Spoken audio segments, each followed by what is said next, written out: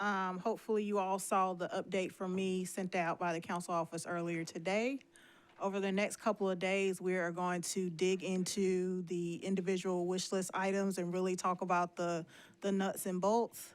In prior years, I know council members, doing their due diligence, have had conversations with department heads and other individuals with nonprofits, but sometimes that information doesn't carry to the larger body.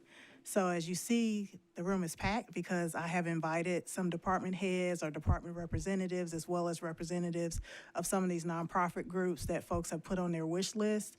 So there'll be folks here today as well as folks here tomorrow, so that we can have those conversations in the open and that everybody can be on the same page and we can understand what the wish list item is, what the actual cost is, and if the department can take it on and how they plan to do that, so that we don't allocate funds and those funds are just sitting doing nothing when they could have gone to something else. So we will start with Councilmember Ewing, who a few of her items got left off yesterday. So she is going to go through a few of her wish list items. I appreciate the quickly. So I'll turn it over to you, Councilmember Ewing. Thank you, Chair.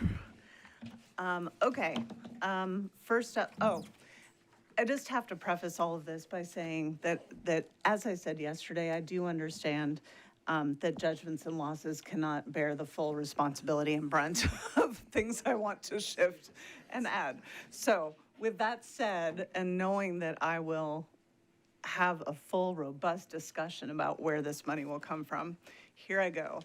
Under the fire department, I would like to, as others, add a position to the REACH program for the downtown zone Thursday through Sunday. I think this is a very important addition. Anything we can do to increase the mental health care that we provide on a daily basis is good. 75,000 from judgments and losses. Okay. Next. Sorry, going quickly. Thank you. Page 8. Under Metro Public Schools. Again, this is repetitive. I also want to add 580,000 in for the composting to expand environmental and sustainable education programming, a position for a sustainability officer, 580,000. I am going to try and get that from MMPS operating. Next, Nashville Office of Entertainment, again, repetitive as with others, looking for funding for an executive director for the Entertainment Commission. I think that this is important to finally fund this so that we can get this underway and let the new executive director then get a staff member and get moving. 300,000 judgment and losses. Okay. Next up, Office of Family Safety. I would like to help continue the success of Red Frogs, which is completely volunteer-based. They need a consistent source of funding. So 250,000 from judgments and losses. Okay, yes. Apparently I'm a one-trick pony. Okay, next is Parks. Oh, sorry, Planning. I would like to add 500,000 to the existing 7 million set aside for affordable housing to help boost the administrative support, staff positions, et cetera, that are needed in order to make that 7 million really go as far as it needs to. The funding, I am hoping, can come from Planning Commission. Let's see. 2 under the police department. I would like to add back in the 150,000 for vehicle retention and maintenance to complete the budgeting needed for appropriate fleet maintenance, because it doesn't do much to have police without vehicles to carry them places. Secondly, secondary employment unit, I want to add back in the 279,000 that will allow the MMPD to scale infrastructure to meet increasing demand for secondary employment services. And again, those 2 are from judgments and losses. And I think that is it. Thank you, Chair. You're welcome, council member. And was there anyone else whose items were left off yesterday? Councilwoman Allen. I spoke about them yesterday, but I'm still not seeing two of them on the list, so I may just add my name to the list, or I'll check with Maria. Which two of those? Hang on. The 350,000 for SOAR under health? Is it under health or somewhere else? Check the funding requests by council member list. Okay, I haven't gotten to that one yet. Okay, great, so that one's there. And then the other one I had a question about. That may be the only one. Then the 580,000 for the compost program under M&PS. I don't see that one. Maybe I'm looking at an older list. Okay, I appreciate that. That's all. All right, colleagues, just to go over the departments and organizations that are here today, and we will discuss the wish list items that are related to those departments and organizations. So we have fire, we have health department, Nashville General Hospital, HRC will not be here today, they'll be here tomorrow. MNPS, do we have a representative from juvenile court? Okay, I see a hand. Do we have a representative from Metro Action Commission? Okay, I see a hand, thank you. NDOT, Planning Department, do we have a representative from CASA? I see a hand, great. Stand Up Nashville, People's Budget, I see y'all. And then Pet Community Center will be here, well, hopefully tomorrow, they won't be. Oh, no, there's someone, oh, fantastic, all right. All right, so we will go back to, there's a handout that says funding request by appropriation. And I'm gonna go through that list by the departments and organizations that are present today. I'm gonna skip over the Barnes Fund and lump that all with, does that get lumped with planning, or is that a separate thing? We can have, it's a separate budget line, but Okay. we can Discuss talk it about with planning. planning. Okay, all right. So I want to start with CASA. So the CASA person, if you could just, I guess that either end of the table back there, feel free to join us.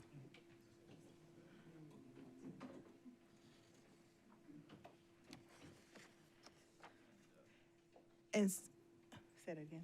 They can press the right button to. And press the right button to turn the mic on. But the request is for 75,000. I know I've sat in on a presentation for where that 75,000 comes from. But if you could just give an overview of the 75,000, what it would be used for, and what's the impact, and then we'll get into a larger discussion as a committee. Certainly. Thank you all for having me here today and for consideration. Last year, we were funded $75,000 to support our program. And for those who don't or aren't familiar with CASA, it stands for Court Appointed Special Advocates. And we are positioned as an independent nonprofit to provide advocacy services by way of community volunteers to children and families that are in the foster care system.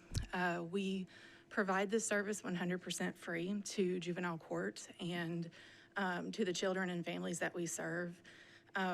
Our volunteers collect information and fact, and they report directly back to judge on what's actually going on. We don't investigate allegations of abuse, but we're there to represent best interest of the child. In any given year, there's about 700 youth in foster care in Davidson County alone. Last year, we were able to serve 300 of those youth. With the funding that we were able to get last year, we put that directly towards the program and serving our children. We have paid staff that help supervise these volunteers, and they have a caseload of upwards to 30 or 45 volunteers and cases. Our volunteers come from all walks of life, so we have our dedicated staff persons to be there with them in court, provide guidance, and everything like that. With the investment of the $75,000 last year, we were able to train 30 new volunteers. We keep, on average, about 120 to 150 volunteer advocates a year.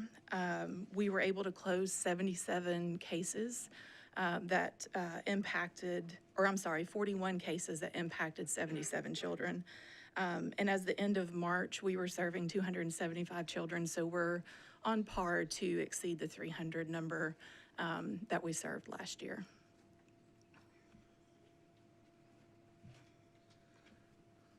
Now, and I need some clarification from our council director, because my understanding is that last year, CASA was funded, or you probably can answer, excuse me. Which department are you funded through? Is it Office of Family Safety or Juvenile Court? We ultimately ended up at Office of Family Safety.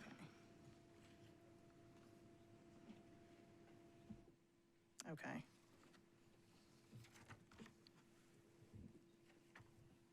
And do you know why that was? Was it just a better fit for the program, or, because you're servicing juvenile court? Correct. I wasn't exactly sure. I do know that the Office of Family Safety works with other nonprofits that serve children who have experienced abuse and neglect. So we had just assumed that that's why we got clumped there. They've been fantastic to work with. So, but we are primarily serving juvenile court. Okay. And that's why I invited the juvenile court representative, because the service you provide is for juvenile court. And so the question was whether juvenile court could take on those funds to allocate them to CASA. And there's also, for the Women's Caucus, they have the funds being allocated to juvenile court. So we may not need you, juvenile court. In this instance, anyway, we do need juvenile court, but in this instance. But any questions from colleagues around the CASA allocation? It's the same as last year, $75,000. It allows you to train additional volunteers. Okay. All right. Well, thank you so much.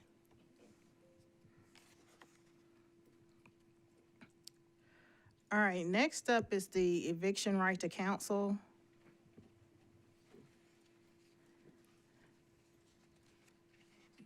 And what was that funded through last year?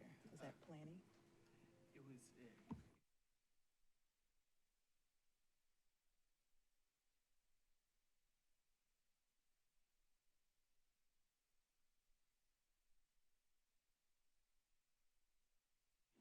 And so I have this being, the funds being allocated to the planning department. So if I can get a planning department person up here.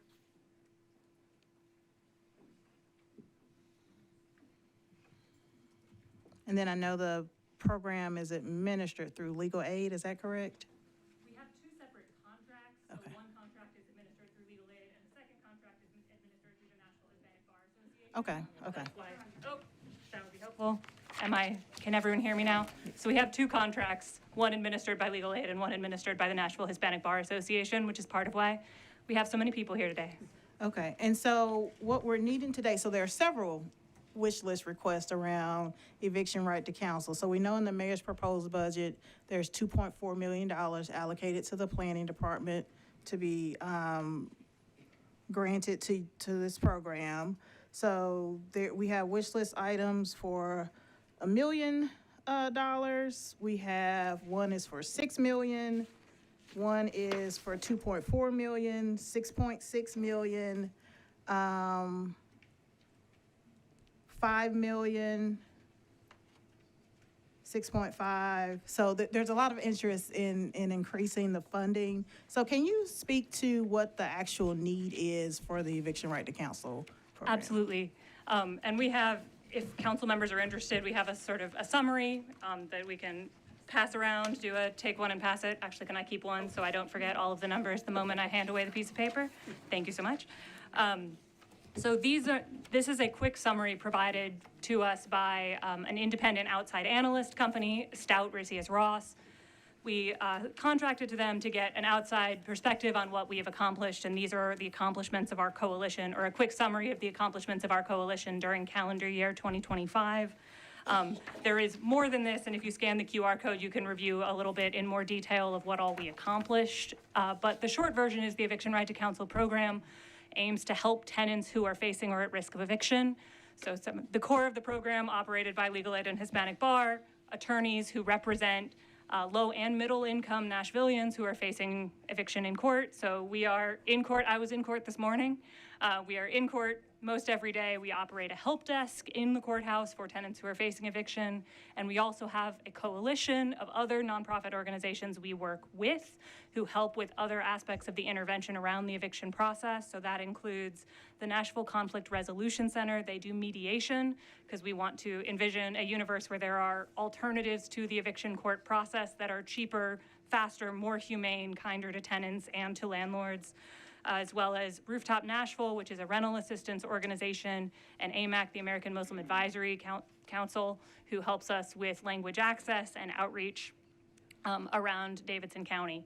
So we have been in operation since 2022 with a pretty much that entire time, basically a steady funding level of about 2.4 million, slight tweaks in there over the years.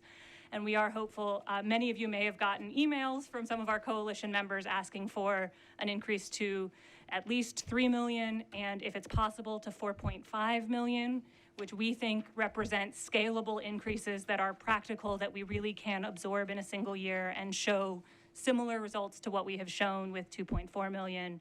3 million would just allow us to sort of right size some of the investments in our partner members of the coalition. When we were first getting started, those coalition partners, AMAC, NCRC, and Rooftop, we weren't entirely certain how everybody was going to work together and what the different pieces would be. So they got 50,000, 100,000 without really knowing, and now we know what it takes for them to participate in the coalition.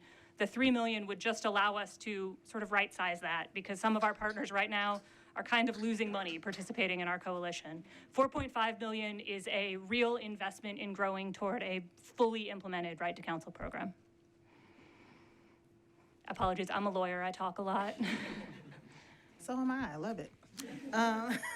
So the 4.5 million, at 4.5 million, you could reasonably scale. You could use all of that funding in a single fiscal year. Yes, ma'am, we're very confident. We have, just as one quick data point to show how quickly we could scale, just in the month of April, there were about 51 people who contacted Legal Aid, went through our intake process, and wanted us to represent them in court. And we didn't have enough attorneys to say yes, so we gave them advice, which is great. We love giving advice. It is helpful to people, but what they really wanted was for us to stand with them in court. That's 51 people just in the month of April. So give us the money to hire attorneys. We can represent those people immediately. 4.5 also lets us invest in building some other exciting and different new ways of reaching Nashvillians. But the need is right there. We are ready to serve them as soon as we can afford to hire a couple more lawyers. Okay. And just looking at you, Angie, just to make sure this is something, if these funds were given to the planning department, this is something you all are on board with assisting with the funding for ERC. Absolutely. This is one of the programs listed in the Unified Housing Strategy that is needed in our community.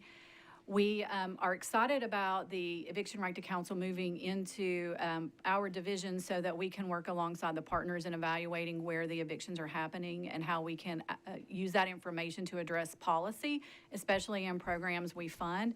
The concern would be funding the addition through other housing programs such as the Barnes Fund, because that's pulling from what we need to put in the pipeline that addresses the problem, where this is important to addressing a symptom of the problem. So these work in tandem in addressing our housing crisis holistically. Okay. Colleagues, any questions regarding ERC? Councilwoman Ewing? It's more a request for a reminder, to give you an opportunity to talk about, in the end, how much we're saving by funding this type of program versus going in after the fact once people are already out on the street. Thank you so much. I couldn't ask for a better question. This is summarized on this sheet. So for 2025, estimated return on investment was $4.18 for every dollar spent in this program. That's split about, it's like 60-40 between public fiscal impact, so that's avoided costs to the city in terms of additional healthcare costs, lost funding when people leave Nashville, criminal justice-related costs, and costs in responding with the social safety net, as well as direct client benefits. These are people who don't lose their jobs, don't lose their schooling for their children, don't lose their subsidies, their subsidized housing. I always like to say we're blessed in Nashville to live with a really wonderful and generous community who will really try to reach out and help folks when they have sort of fallen off the edge of that cliff. And it can cost a lot of money to help somebody climb all the way back up to stability. How much cheaper is it to reach out a hand right before they fall? And that's what we try to do. And we do not want this to be pillaging from other affordable housing programs. There are so many wonderful and needed programs. This one is, on the scale of housing programs, relatively cheap and effective, and is helpful for addressing this one piece for the folks who, where the housing where they are currently live is the housing that's affordable for them. Thank you very much.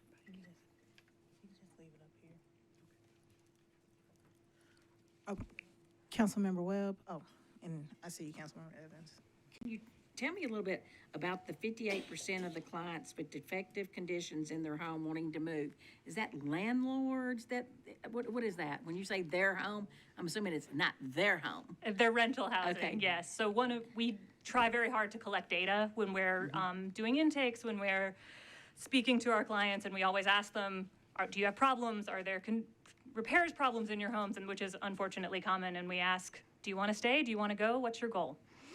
And what happens in that process if they're inhabitable, or what is the process after you go in there and somebody says, I've got all this mold on the ceiling? Does codes come in there at that point and shut that facility down, the house? I'm just trying to think where the missing block is here. Yeah, so with conditions issues, I sort of for what this body can do, codes is wonderful. We really appreciate them. They do so much, and they respond really quickly to tenant complaints and send real human beings out for tenants to see, which is hugely valuable. And for many landlords, just getting that letter from codes does encourage compliance and improvement. It's good to hear. Tenants who are dealing with defective conditions in their homes, it's really hard. One of the questions we often ask folks is, well, do you want to stay? And a lot of people tell us yes, but only because I don't have anywhere else to go, which is where the Barnes Fund and that kind of program comes into place, because there are plenty of people who tell us, yeah, I'll stay, it's terrible. They spent 30 minutes on the phone telling me how awful every single thing about this experience is, and I asked, do you want to move? And they say no. I don't have anywhere to go, and it's close to my kids' school and close to my job. We are trying, you can see here one of the statistics is avoiding disruptive displacement. This 93% of our clients have avoided disruptive displacement. This is where when you get evicted, everything falls apart and you experience a period of homelessness, perhaps losing your job, having to stay temporarily with family, kids who aren't able to go to school, all of those problems. When we're able to get involved, we can usually organize what's called a soft landing. We can help them negotiate with their landlord for what is a solution that will give this tenant enough time, if they want to go, enough time to move out and find another place. Can we still make the landlord whole? Our goal is not to stick it to all of the landlords and make sure that no landlords ever get any funding ever again. That's why there's rental assistance in our coalition, because sometimes that can help. So what can we do to organize a safe transition? Thank you. Councilmember Evans. Thank you, Chair. I wanted to, you just touched on it just a little bit on the idea of families, with children that are going through the system. And there's been an increase in families experiencing homelessness in Davidson County, and that's been a topic of the Homelessness Planning Council. And so do you all once you get a judgment or disposition of a case, do you end up tracking anything where it's connecting, like here is the impact, like if you're not able to help with somebody, if they end up with a default judgment or any of those details, or if you help somebody and maybe the landlord is not as agreeable and the person is still going to end up, with their children being homeless? Does that, I'm looking for, is there a connection that then ends up informing conversations around MNPS and families, like with the HERO program and those kinds of things? Yes, it's an excellent question. We'll give it to Ann. I think we'd really like to collect that robust data set, but we don't have the internal capacity to do it, frankly. I think an additional investment in ERTC could potentially support something like a more robust data collection, or to answer your question, tenant suits against landlords who aren't following the law, right? So not only can they get their problems fixed, they can get some justice financially. With additional investments into ERTC, we would love to expand into these areas, but as it is at both probably the 3 and the 4.5 funding levels, we are not able to do that. There is one member of our coalition who I will say who is able to track that data, Rooftop Nashville. They do follow-ups after, I believe it's 6 months and 1 year. And I don't have the data off the top of my head. Do any of you remember the percentage who are still housed? No, it's pretty good. It's relatively high. But they don't track the folks they can't help. Same with us. We do follow-up data for our clients, but not the folks that we couldn't help. And on the folks that we couldn't help too, I'll chime in here. In the course of just this year, we were able to help at Legal Aid plus Hispanic Bar about 1,000 people or so. At just Legal Aid, though, we had to reject about 1,500 people. Those are folks that called in that we couldn't do 3 follow-up calls with. We do 2, but couldn't do that 3rd one. Or it's folks that we had to reject simply because we didn't have attorney capacity to take those cases. On those latter folks, those are folks that have gone all the way through the intake process, talked to an intake specialist, gotten some information from us, and still at that point we don't have the attorney capacity. So in that terms of people we could help, there's 1,000 plus people every single year we have to turn away. I do have a remote question. Can you elaborate about the cases where you can prevent eviction versus keeping the eviction off of their credit record? Yes, but I will attempt to do it without giving everyone a deep dive into the law around credit and reporting and evictions. In any given case, our first question is, what is our client's goal? That is our number one thing, and we have data around our success rate in achieving our clients' goals, which has been consistently 90%, often higher, of what is their goal. So some people come to us and their goal is to stay in their home. Some people, they say their goal is to leave. They have these conditions issues and they want out. Some people are concerned about their credit report or what might follow them. So we have different legal tools that we are able to use depending on the facts of a particular case and a client's goals. We have the kinds of some of the different kinds of successes when an eviction case has already been filed and it comes to us. Sometimes we are able to negotiate a dismissal, just a flat, landlord's gonna drop the case. We get those a lot, very, very frequently, and we're able to get the landlord to just say, we're gonna drop this case. Often we're able to negotiate about the amount of money that is owed, which then is what usually triggers credit-related issues. So we can negotiate, hey, you say that the tenant owes $2,000, the tenant is claiming $3,000 in damages from repairs that have never happened. Can everybody walk away without reporting anything on someone's credit? We're able sometimes to work with the clerk's office around the names that the cases were filed under. There's not a right to seal or expunge eviction cases in Tennessee, but sometimes we can work with opposing counsels or the clerk's office to help mitigate the effects downstream. It depends a lot. We do take cases to trial, and then sometimes the judge will say that we win and the landlord loses. So all those different ways we can sometimes reach positive results for clients. Any additional, Councilmember Gregg? Thank you, Madam Chair. Often those that have a very specialized need don't know how to find that specialized help. You said with the 4.5, you would expand your outreach. What would that look like? I know you're at the courthouse at present, but what would that expanded reach look like? Yep, so our court help desk is a really great example of meeting folks that have not heard of us before. They walk into their eviction court, boom, there we are. And that's awesome. We want to expand to do more listening sessions in specific communities, in specific zip codes, in specific neighborhoods where eviction rates are very high. We believe very strongly in a very forthright education campaign. If people know what their housing rights are, they can prevent evictions before they even get filed. That's both tenants and landlords. We're able to work with tenants primarily with additional funding. We can work with landlords also, help them and coach them on what their rights are, what their responsibilities are, and same with tenants. So that dedicated community outreach is very important to us. AMAC's a great coalition partner. They work really well in the Muslim community here in Nashville. And so being able to have more funding to reach other communities, other demographic areas, other neighborhoods is really where we expand. And that's, like I said, through listening sessions. We right now have a tenant webinar series in the works. So we're using technology, social media to have folks and meet them that way. So with that additional funding, it would not only be meeting folks in the communities where they are on the ground, but also on TikTok. on Instagram, where a lot of our clients are getting legal information. I couldn't tell you how many times someone has called in saying, well, ChatGPT said X, Y, and Z. And so being able to reach those folks with social media managers, folks that are on boots on the ground doing door knocking, just some really great examples of how we could expand that outreach to meet more people. Excellent. And yes, we all have to be on social media. If I might add, when it moves to the planning department, we'll be able to host information on it on the housing division webpage as another resource for the community.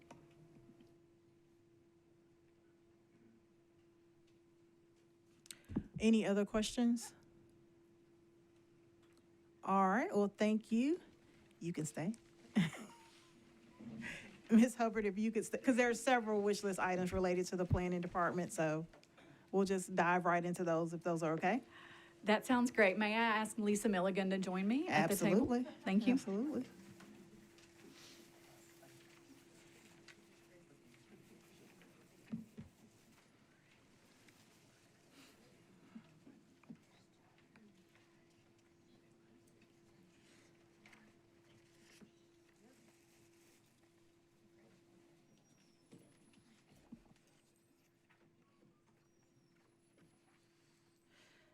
And colleagues, if I am skipping over something that's related to the housing, to the planning department, let me know, because what I see, we just done ERTC. I also, obviously, Barnes Fund, the social housing. There is a wish list item from Councilmember Gamble, for the implementation and management of recommended programs and initiatives to address Nashville's housing needs, especially for persons experiencing housing insecurity, and that facilitates the creation and preservation of affordable and workforce housing. I don't know what specific program that is, but perhaps once we get to that item, we can figure that part out.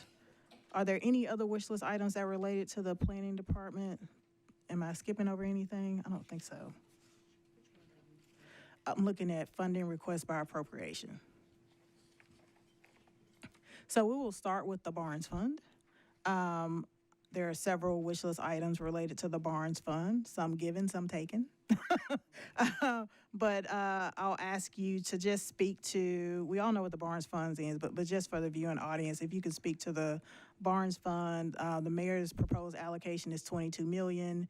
We know that the Unified Housing Strategy's recommendation is $30 million. So if you could speak to the impact of the proposed appropriation, the impact of potentially $30 million, and what is the overall impact in terms of housing units for the Barnes Fund?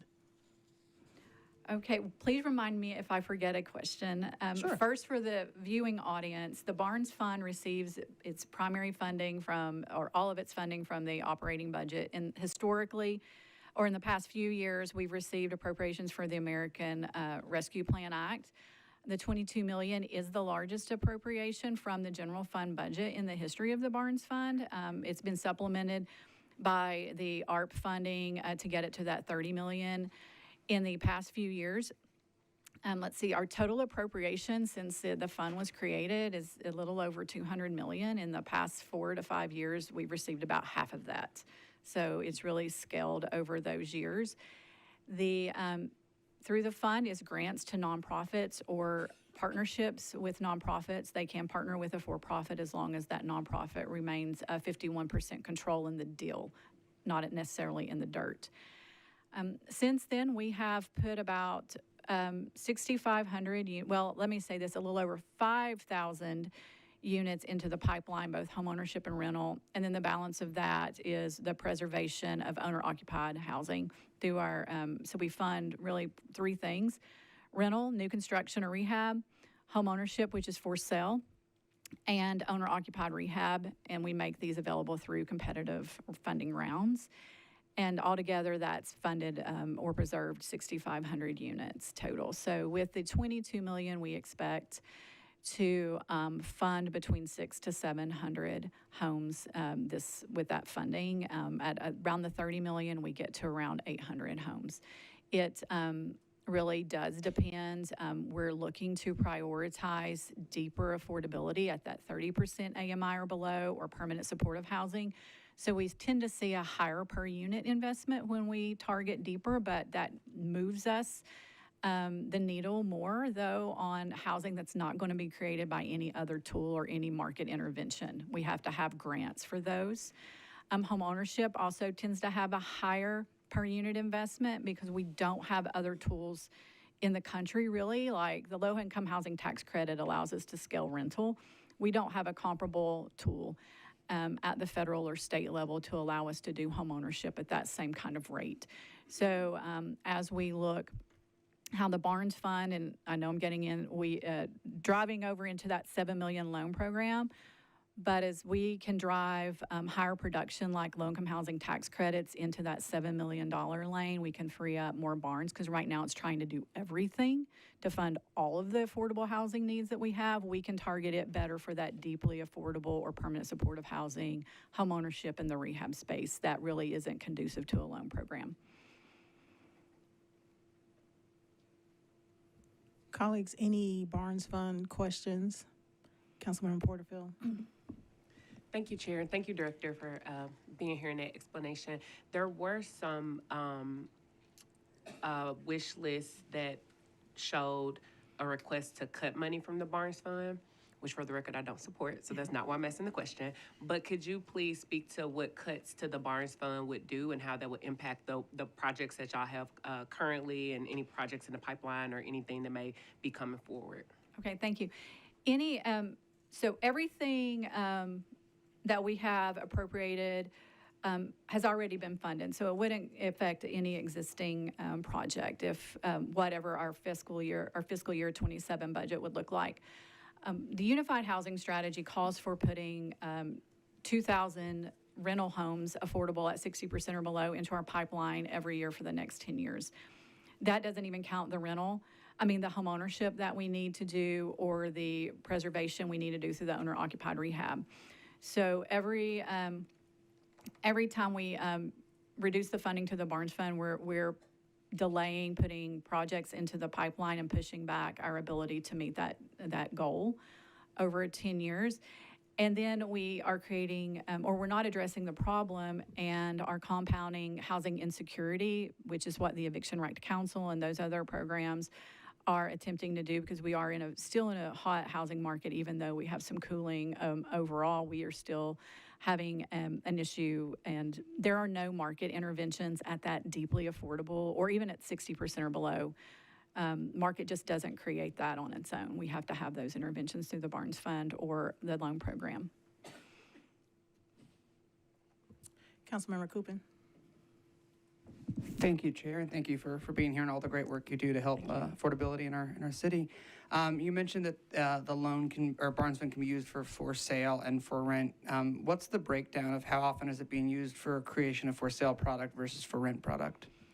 We see about 60% on average over the history going toward rental, about 30% going toward home ownership, and 10% to the owner-occupied rehab. And for the home ownership, how does that work structurally, in the sense that is it deed restricted, or how does that work for ownership? So for home ownership and rental, there is a 30-year deed restriction. So the subsequent sale of an affordable home would need to be sold to a buyer at at least 80% AMI. If a nonprofit proposed to target a lower AMI, it would need to be sold at that AMI level over to subsequent owners for the next 30 years. Perfect. Thank you. You're welcome. And Director Hubbard, has there been any consideration given to outside funding sources for the Barnes funds? I know right now, I believe Metro is 100% of the funding. Has there been any consideration of looking at outside private sources as well for funding? Yes, from time to time we do get offers of donations. One of the things we're working on with the Unified Housing Leadership Council is a menu for, we have opportunities, underutilized opportunities with both corporate and philanthropic organizations to contribute to all across our housing spectrum, all of the programs, to create an investment menu for those opportunities, as well as the right vehicle to bring that from, so they can get their advantages for their contributions, how to bring that into Metro while they can also claim whatever advantages they want through that investment. And we are working on what that, both a strategy and those vehicles could look like. But we're making a call to action for more philanthropic and corporate investment in Barnes all across all of our housing tools. And you did mention the revolving loan fund, and since there are a couple of wish list items that take money from the revolving loan fund, and I know there's been a concern whether that $7 million would actually be spent in fiscal year 27. So if you could speak to the revolving loan fund, please.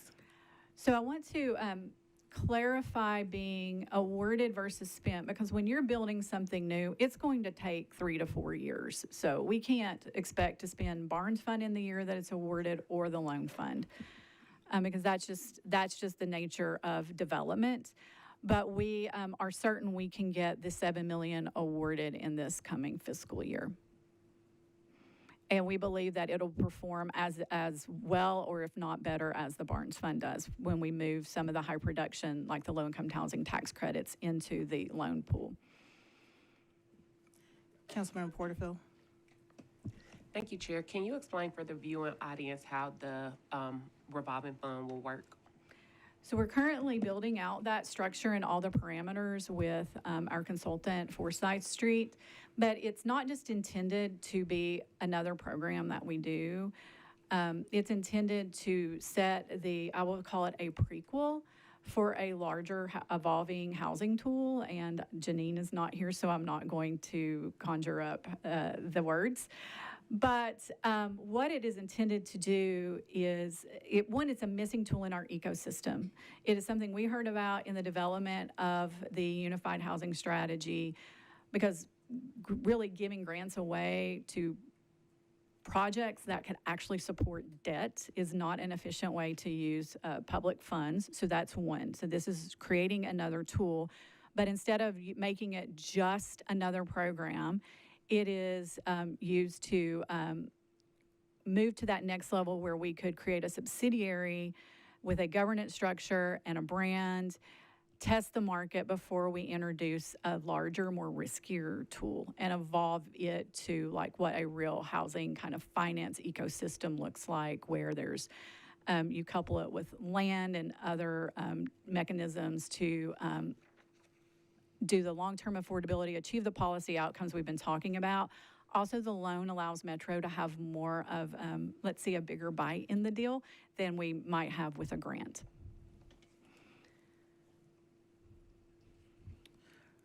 Councilmember Allen. Thank you, Madam Chair.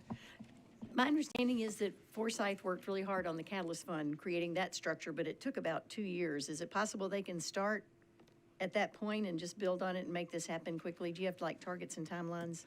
So the difference with the Catalyst Fund was we initiated that fund with a commitment to raise other capital before we launched it, and we wanted a credit facility on board to bring those banks. So it took about 1.5 years to get a credit facility, which is First Horizon, to be our partner in it. So that affected the timeline more than this. So now we're having the conversations on what the initial infrastructure build would look like, how that would structure, but also creating those parameters now so that we can be ready to launch this summer.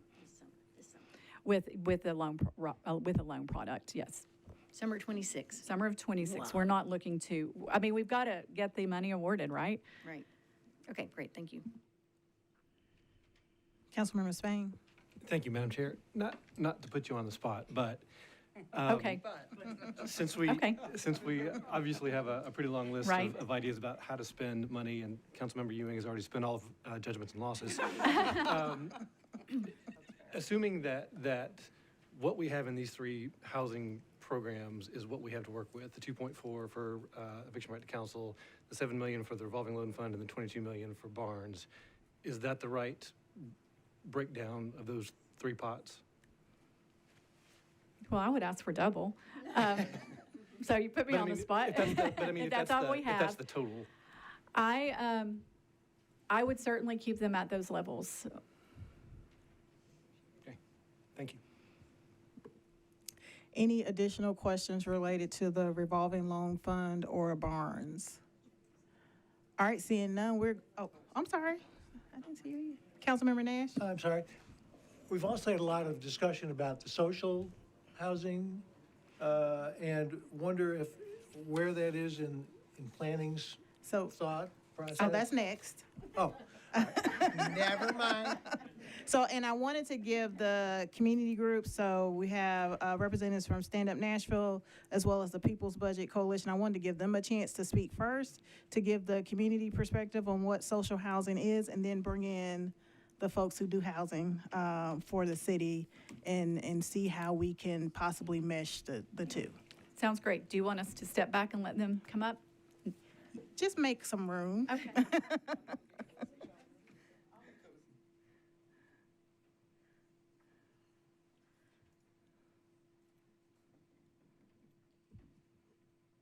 And if y'all could introduce yourselves, and you have the floor.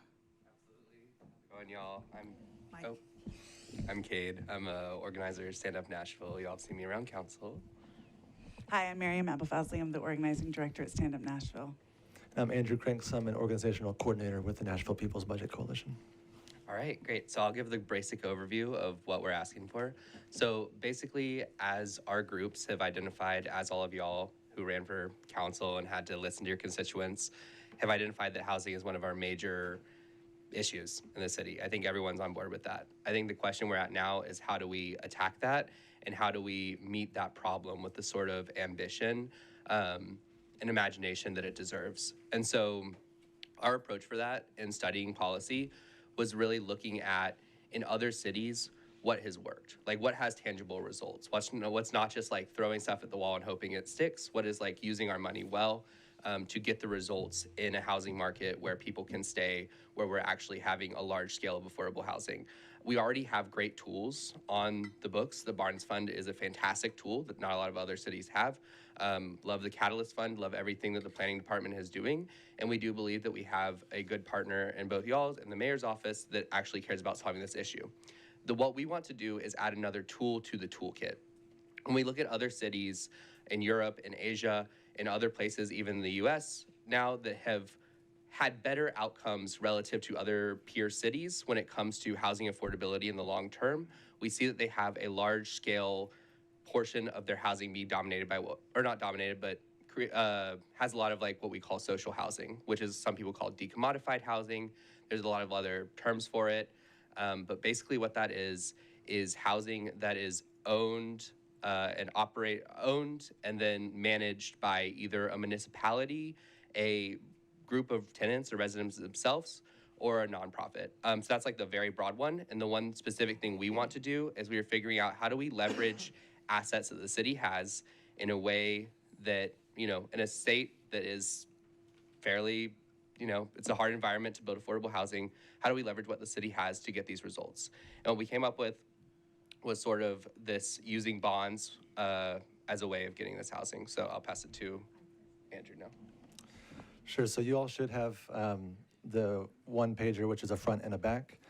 I'm just gonna run through briefly. You can read this in detail later, but just to kind of hit the high level stuff around the key pillars of what we understand social housing to be. There's been some questions around like, is what MDHA does already social housing? The answer is no, and we can talk about why. But just to run through this quickly, these are kind of the three ingredients that tell you whether or not this is a social housing program. Basically, as Cade mentioned, that it's either publicly or community owned, or there's majority equity ownership from the public entity or municipality. So this could be a municipality itself owning the housing, it could be a public development authority, or it could be a subsidiary, as Director Hubbard mentioned, or like a 501c3. Often public land is involved in this. You can also take over stalled private projects with this model because there's different funding streams. And then the owning entity contracts with vetted developers and management companies. Revenue, importantly, revolves back in this notion of a revolving loan fund. It revolves back into producing more housing as opposed to just going into essentially private pockets of private developers who might still build affordable housing, but that return comes in, and that really makes a big difference and makes great financial sense compared to other models. It also, public ownership ensures robust tenant protections because you can't really do that in a state like ours for privately owned housing, but if it's municipally owned or owned by a public authority or community organization, then that is possible. And it stays off the private market, which allows for that long-term affordability, even when other housing crises come and go. And then this all sets you up for being able to mandate permanent affordability in a way that you can't with other tools like LIHTC and other funding sources. Maryam may talk in a few minutes about some of what happens with LIHTC and the quality of housing and things like that. Do you want to jump in and speak to that right now? I also just want to, just a quick commentary. For those of you that feel like you're fiscal conservatives and words like social freak you out, I want to say that this is sound financial strategy as well. It is the only financial strategy whereby you invest and get the return in terms of the building and also what you've invested. So while we completely agree that the $7 million revolving loan fund, and just to be clear, is intended to provide a loan to developers to finish their programs, maybe get deeper affordability because they're getting a little bit more cash in their capital stack. This is distinct from that. And again, we need all the tools in our toolbox or are the backbone of our city and our thriving economy. Our workers are literally slipping through our fingers, and we're sending a message to them that actually Nashville's not a place to root yourself. It's a place to leave within 2 to 3 years because you can't afford it. So on top of that, I want to just say, what's really key that Andrew and Kate have both mentioned is the permanent affordability and the C3 ownership that comes out of the subsidiary. That's what Atlanta's doing. They were here just the other day at the Chamber Conference. They were lauded as kind of this model in the business community, and also Chattanooga, and again, Montgomery County and elsewhere. So Chattanooga, for instance, they charge an 8%, and they plan to pay off their buildings in 7 years. They get majority equity positions. So if I'm getting too fancy, I apologize, but I want to speak to that because I want you to know that we're serious about this, and this is for a legacy for the city of Nashville. When we all leave, there will be beautiful, and that's the other important part.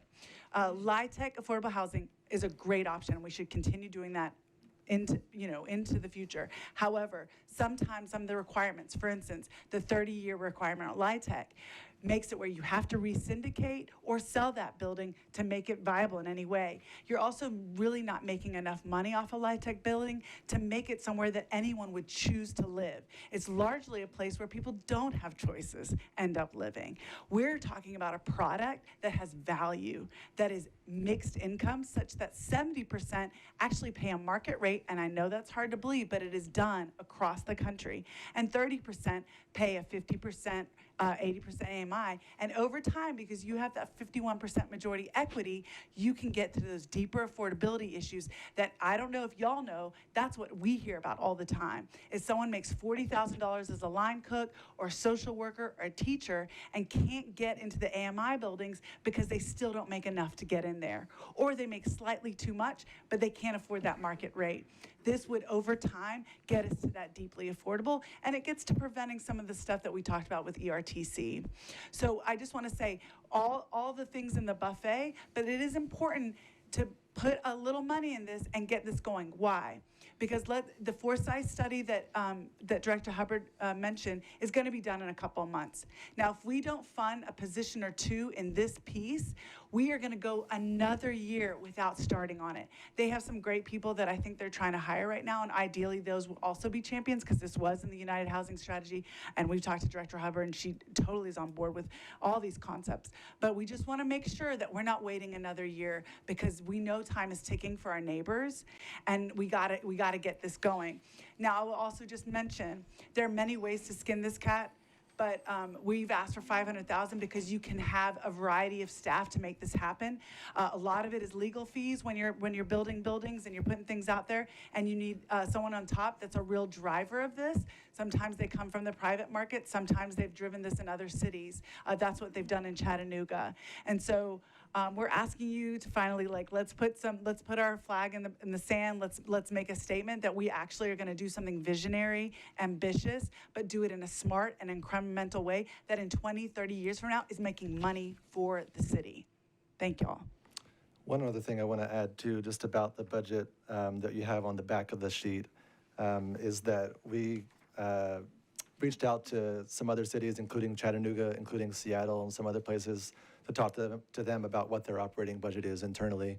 And this is reflective of that as a first-year kind of approach. So consultant fees are kind of high at the beginning, but it could be that permanent staff over time take the place of consultant services.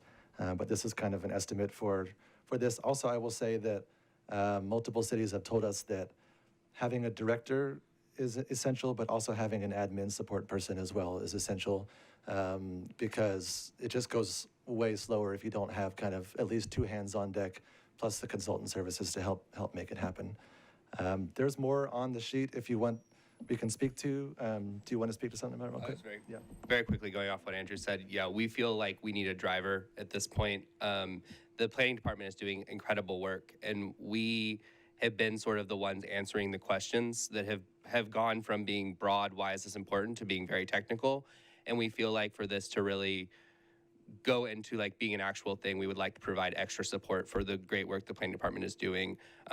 Someone who knows and who has done this before and can answer those really technical questions. All right, thank you. And we will bring our planning folks back up. You want us to scoot over? Or yeah, because we'll kind of go back and forth with questions.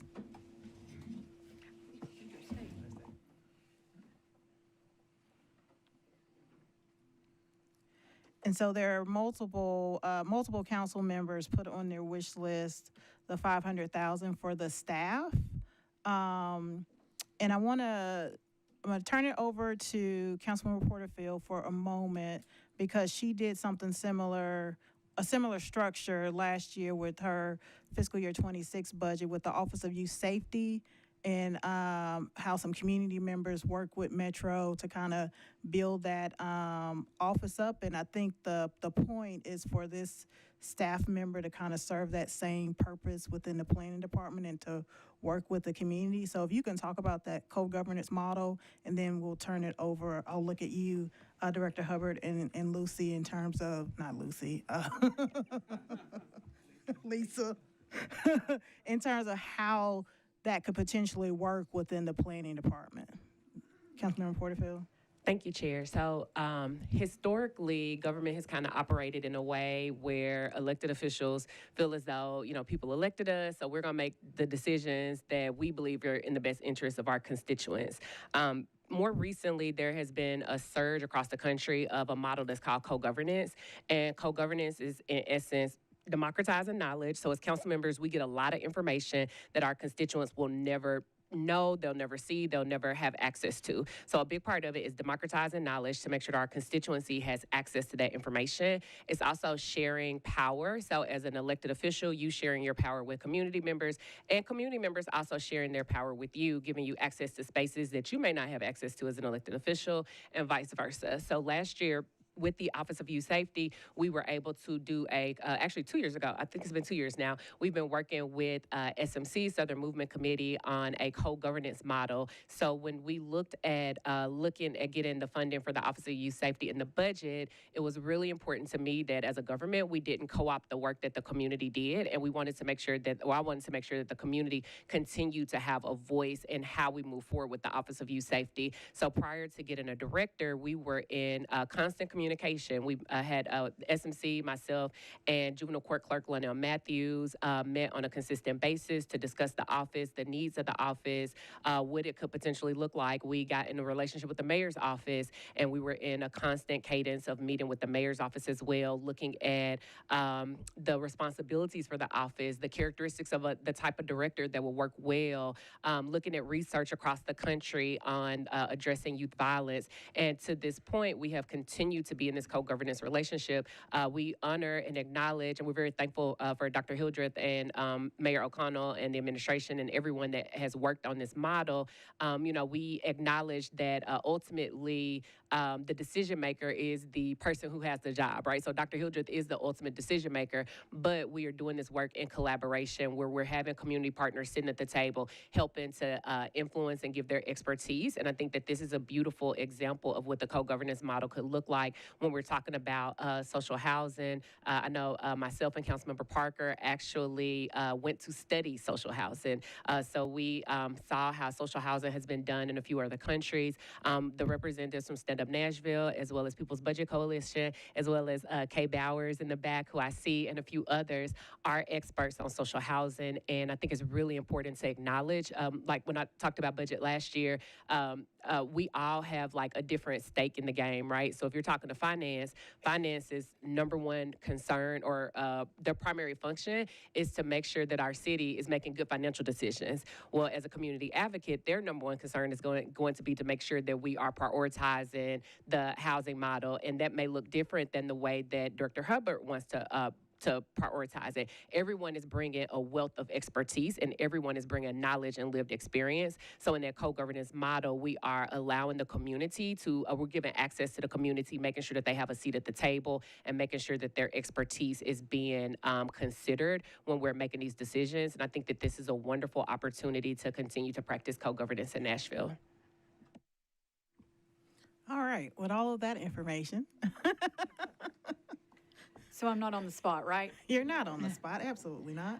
Well, first I would like to thank the People's Budget Coalition, Stand Up, NOAA, and all the advocates that have really put in the deep research on this. They're actually much further along than we are as a division. I think they've probably been working on this longer than our offices have been around. Also, we've been hearing them loud and clear.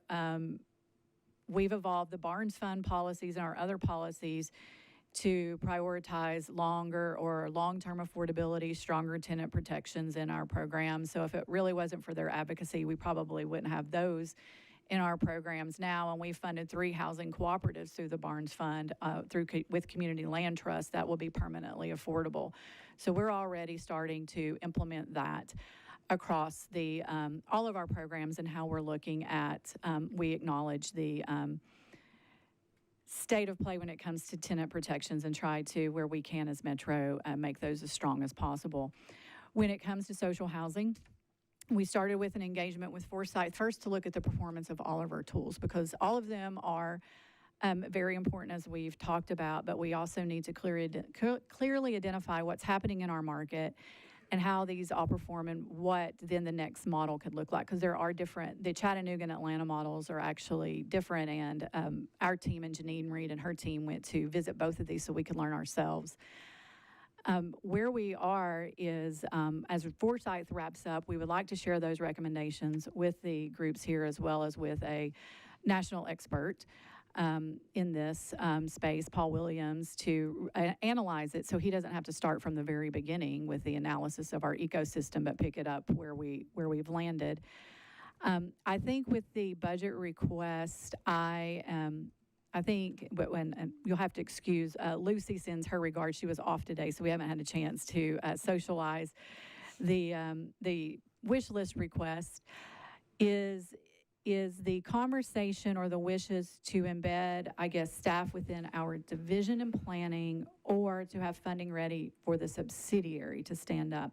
Because I think there's 2 conversations here. One might need a deeper, and I'll let Lisa speak maybe to the deeper legal analysis, because with planning being a chartered department that reports to the Planning Commission, how all of that works versus funding for a subsidiary that we would still have the community involvement in informing how that is created. So Lisa, if you wouldn't mind speaking maybe to some of the, like if it's in internal staffing, things we would need to explore. Sure, certainly. So the Planning Department, as you all know, exists under the purview of the Planning Commission, which is charter created. The staff of the Planning Department is largely contract employees of the Planning Commission. The executive director she's officially the secretary of the Planning Commission as well. And so those are all positions that are through the Planning Commission, and we report to the Planning Commission in regards to our structure and operations. So the Housing Division is under Lucy, Director Kempf, as the executive director, and then also reports back to the Planning Commission. And so We just haven't had time to sort of think about and look through what a co-governance structure might look like, given our operational organizations being a charter created department. Councilmember Porterfield. Thank you so much. Co-governance can have many different faces to it, and I am happy to help you all hash out what that can look like. I actually train on co-governance across the country, so I am happy to, for free, tell y'all and support y'all in how you can co-govern. In essence, it's just giving community people a seat at the table. Instead of just making all the decisions ourselves as a government, it's just saying we're consulting with the community. We're making sure that they have a voice and that they are in conversation. So that doesn't have to look a certain way. It is just sharing information with the community, taking information from the community and being in a relationship. But we can definitely talk about that offline. But don't think you can't do it because of a capacity thing. Y'all can definitely do it. And I think also there was a desire, or there is a desire, to have a social housing expert in-house that is kind of guiding the city as the city decides how to structure its social housing model, particularly when we get to the point where we can issue bonds, like what that looks like and how that can be used for social housing. And so the staffing is an issue that needs to be resolved, whether or not there could be, even if that's a contract person that is working with the planning department / planning commission to create a social housing model in conjunction with community members. Thank you. We still have 100,000 it's moving forward from last year to be able to engage with an expert on a contract basis to evaluate that. Miriam? Just to give an example, in Chattanooga, this was driven in the mayor's office first, and the C3 was created as a subsidiary to the housing agency, and then the director was brought in. So it could definitely be a transition that happens, hearing, the legal and regulatory things, but you just need someone to get that ball rolling. And then initially, that C3 is there or in the works of being there, and then you can kind of put the people over there, if that makes sense. Gotcha. Okay. So I think the question for this fiscal year is, one, whether it's appropriate to put, or legally possible to put a position within the planning department. If it is, would you be accepting of funding to pay that person? I think as a backup, looking at the mayor's office as a potential spot to put that person in, and I'll obviously getting the buy-in from the mayor's office for that. Would you agree that's where we are? We are certainly open to the social housing evolution and looking at how that evolves. I can't, without Director Kempf here, can't commit on her behalf on what we will do staffing-wise, but would love to have the further discussions on how we can have the deep community involvement in how this moves forward to achieve the outcomes that the People's Budget Coalition, Stand Up, and NOAA have been advocating for. Okay. Councilmember Nash? I guess this is for Stand Up and NOAA and the People's Coalition. I think I heard the director say, Ms. Hubbard say that they have $100,000 maybe to jumpstart, so to speak, a consultant to bring on, see what it looked like for Nashville, maybe the best, I'm sure cooperation with y'all. Is that something that's acceptable? We've already got something funded. So that was, in last year's fiscal budget, I'll start. Planning had a $500,000 request for financial consulting and underwriting to take the next level implementation from the UHS to looking at the tools. Are they scaled right? Are they targeted right? And then Councilmember Porterfield asked us to, or appropriated money for the social housing. We didn't do those concurrently. We've sequenced those so that we could get this first study done and then have the social housing consultant, instead of having two consultants looking at the same market data and doing kind of maybe duplicating work, getting one thing done first. And Forsyth Street is the one who did all the evaluation on our catalyst fund, so that's how we utilize them in this work. So now we can, as they're wrapping up, be able to present these findings of our market to help the expert really look to see what would work better here, because how Chattanooga's doing their housing is different than how Atlanta is, and those are all based on how their market is performing. Could I just respond quickly to that? I think the studies has its value, but it's a certain kind of function, a study, as opposed to a staff member to kind of set something up. So I just want to name the distinction between someone to contract for a study and someone to start running and operationalizing something, if that makes sense. So just want to name that. Councilmember Nash, did you have additional? Yeah, I'm not sure I got my question answered. The $100,000 would provide the expert consultant that might determine how to best set this program up and then lead into bringing in staff so that the staff knows exactly what the program is supposed to look like moving forward. And certainly part of the consulting, I'm sure you all would be involved in those discussions. So I'm just curious if that was acceptable to you at the moment as we... I appreciate the conversation. I think the most important thing is, having used a lot of consultants, sometimes they're outsiders and they're sort of giving you advice, right? They're giving you guidance. They can't necessarily drive a thing. I don't think they can establish like a C3, for instance, this type of thing. So we just want to get at, does planning, there's also a position that the mayor's got, this housing director, right? And these are out there. Is there a person that can, because y'all are on so many cylinders and we put you on so many cylinders. Is there a person, because a lot of times my experience with consultants is you have to consult the consultant, you have to drive the consultant a lot of times. And so is there a person internally that understands Nashville, understands Metro, understands, it's gonna be an MDH question, it's gonna be legal issues, right? You're gonna have to work with all these, that can drive that so that we set it up for this to take off. And I just, total honesty, I'm skeptical of an outside consultant having that ability. So yeah, that's my response to that. I would also say that probably the difference between where we are and where planning is we feel like and sort of the responsibility for council is like, we feel like if the mayor's office feels like this is a good plan, we should do this, that we are like, I have faith that, down the line, studies and come here and though, but also like tides change really quickly. And the political tides of the city, heading into another election year, we don't know what will happen. So we would like to also like see stability in the way that a staffing position provides that maybe a consultant wouldn't, of being like, this is something that we have the intention as a city to do, to bring in and to build this program and to like, again, I think like one of the reasons, and y'all are kind of seeing a meeting with us and the planning department and Director Hubbard here, is like they are so busy.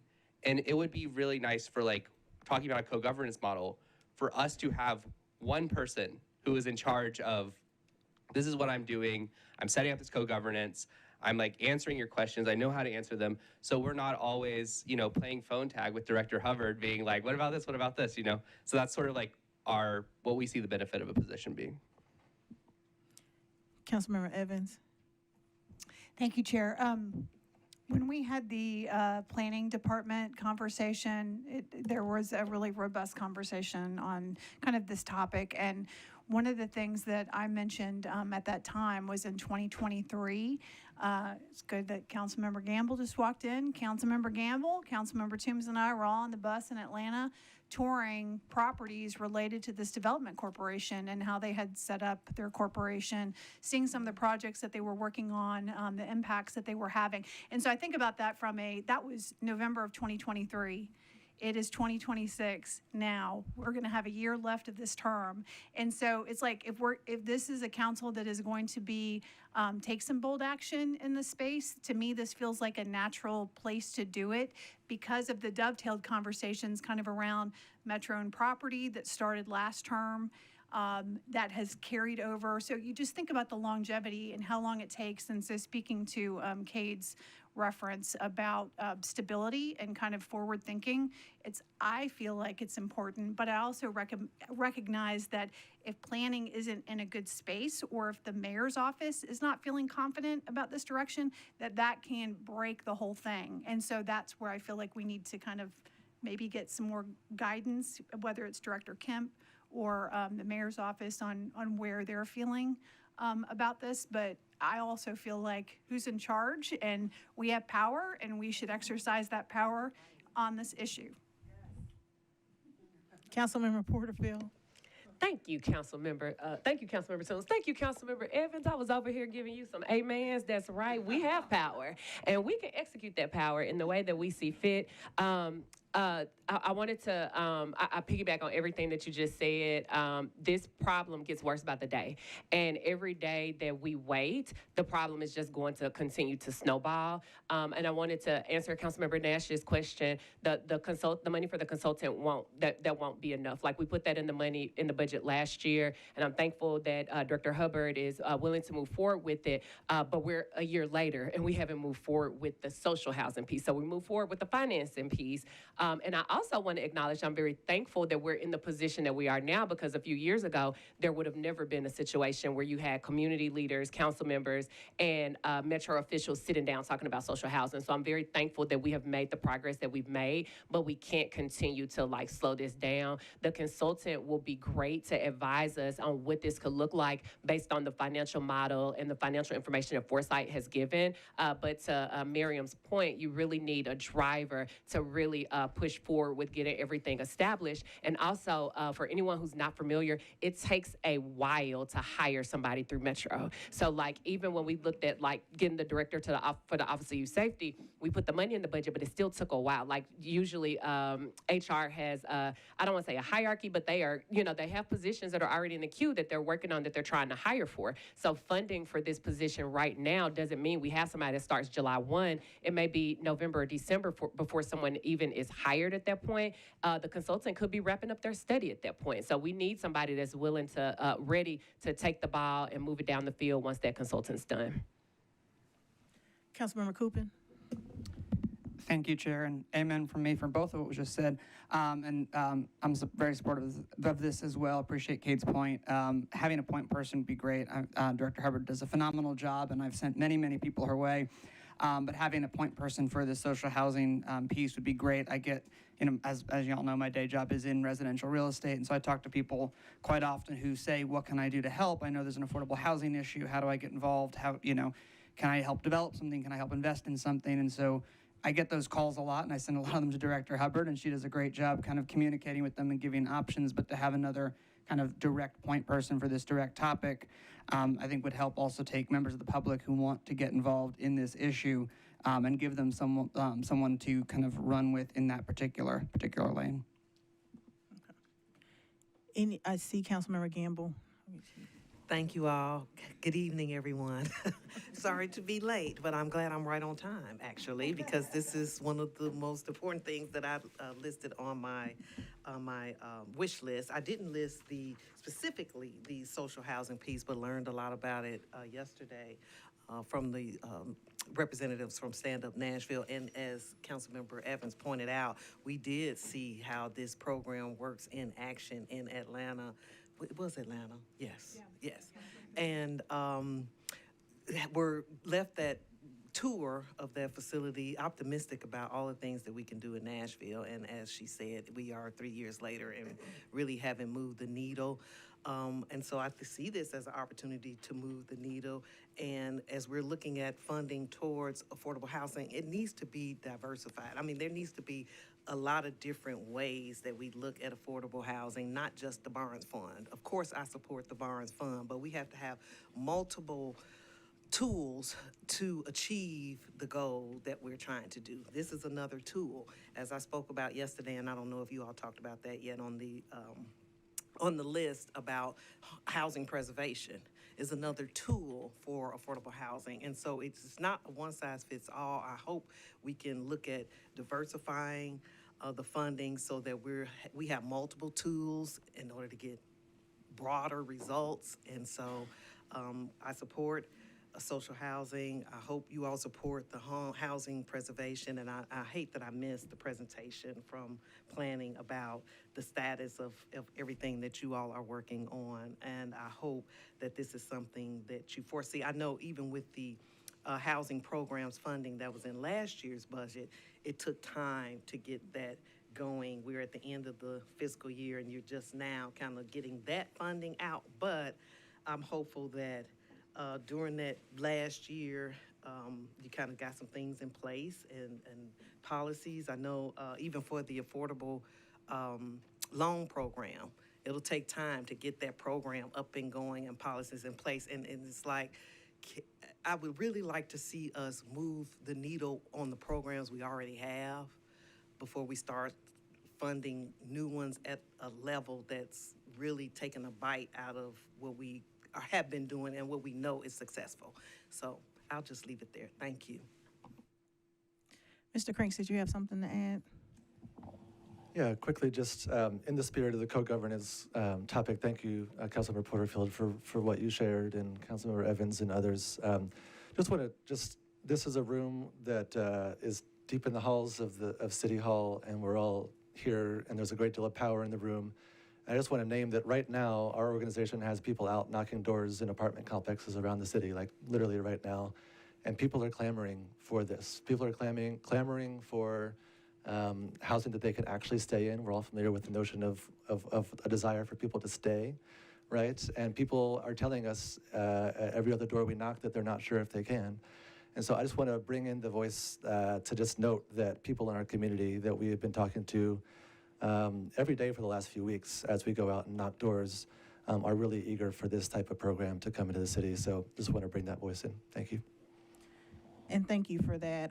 It sounds like we will need to do some follow-up with Director Kemp. We have several more work sessions scheduled, so hopefully we can get her in on one of those so that we can continue to flesh out at least the initial, like what it looks like, and if you all can actually take on funding for a new position dedicated to social housing. Any other questions on the social housing piece? Well, thank you so much, folks from Stand Up and People's Budget. I really appreciate you all coming and engaging with us. Stay there right there, because Councilmember Gamble, you are right on time, because the housing preservation is I believe is the last thing that relates to the Planning Commission. So if you could talk about your wish list item and so we can flesh that out a little bit. Thank you, Chair. And as I kind of alluded to yesterday, but not in much detail, I'm asking that we add $1 million from the affordable housing loan program to go to housing programs. In last year's budget, we had a line item account for housing programs and projects that really focused on preserving housing for individuals in the affordable housing space. Keeping people in their homes is like the first step to affordable housing. And so I noticed in this year's budget, there was no funding towards that effort.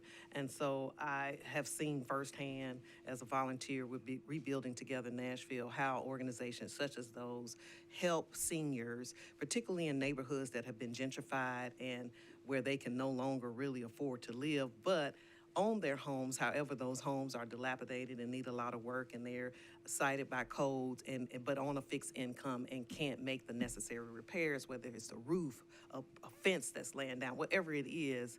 These organizations fill the gap and help those individuals stay in their homes. And so, as I said earlier, there are several different pieces to affordable housing. There's not one silver bullet, and we need to look at all the different tools. And so I Didn't have a chance to talk to Angie Hubbard before I put this on my wish list, although we've talked a few months ago about the importance of that program and where you all were on that.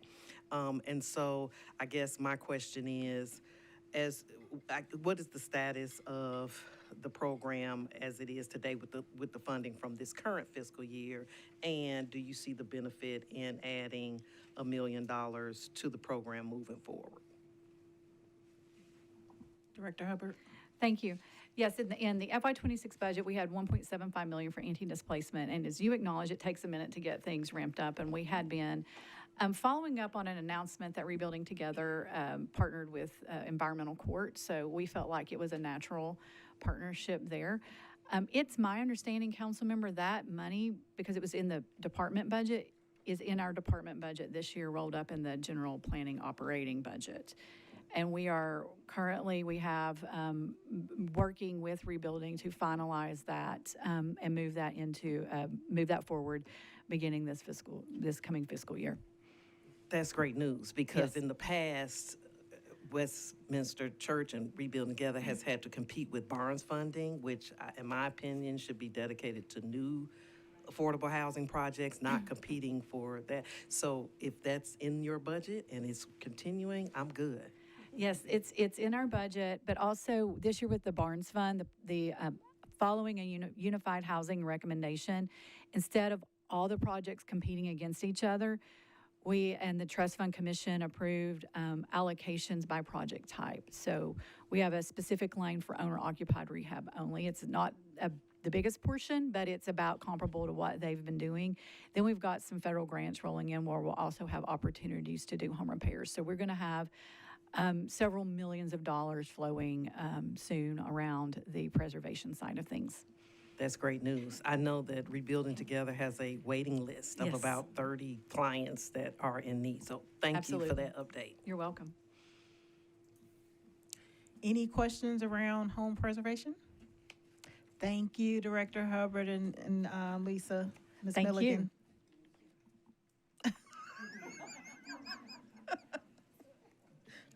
All right, next up, just going through the wish list, we have several wish list items related to fire. Wait a minute.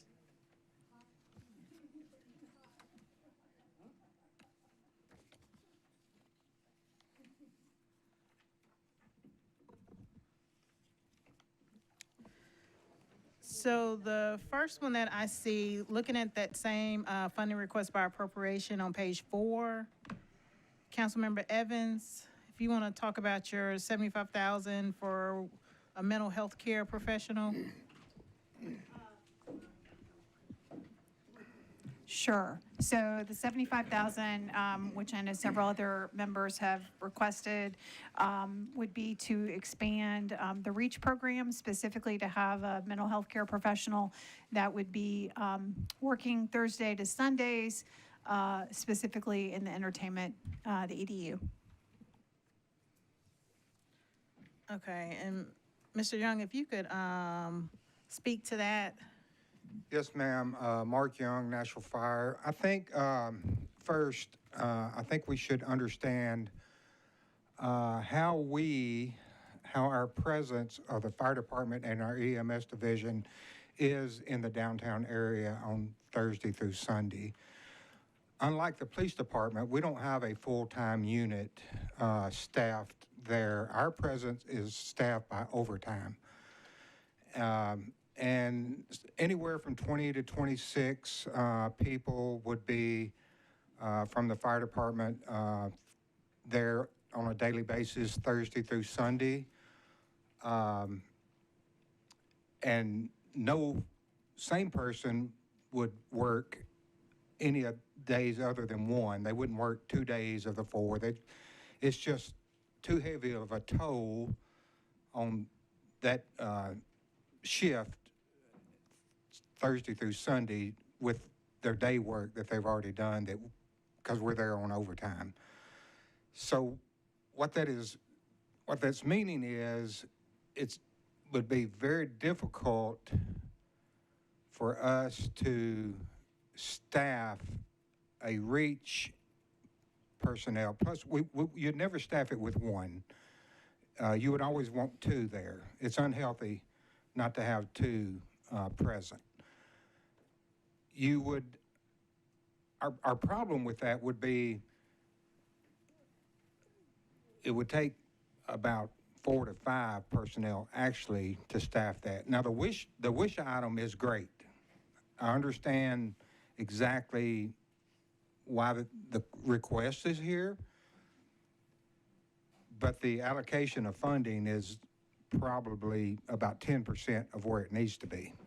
And even, I mean, I think Councilman Coopin even has a match, or asking for a match from the downtown partnership,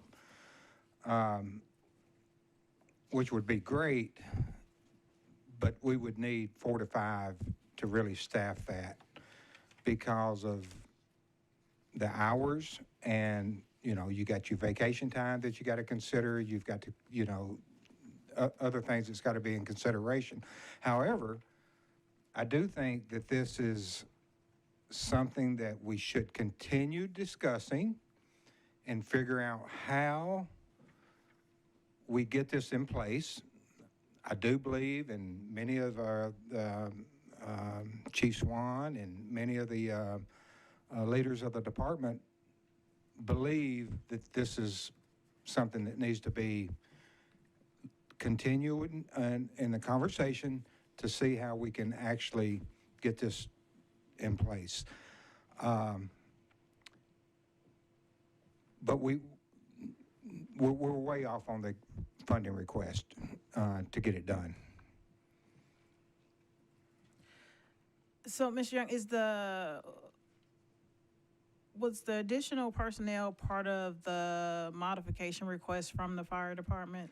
Is that in your budget request that you submitted to the mayor's office? Because I'm asking. For REACH? Yes. No. Okay. So y'all didn't request additional staff for REACH? No.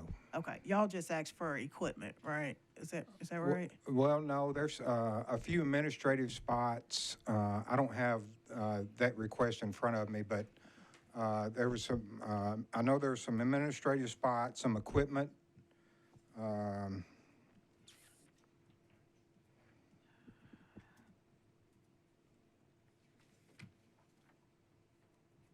Looks like maybe some help in our air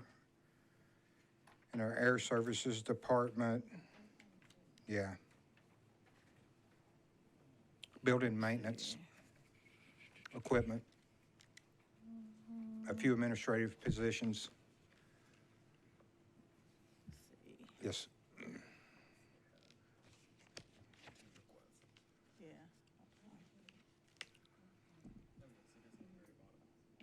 There is one.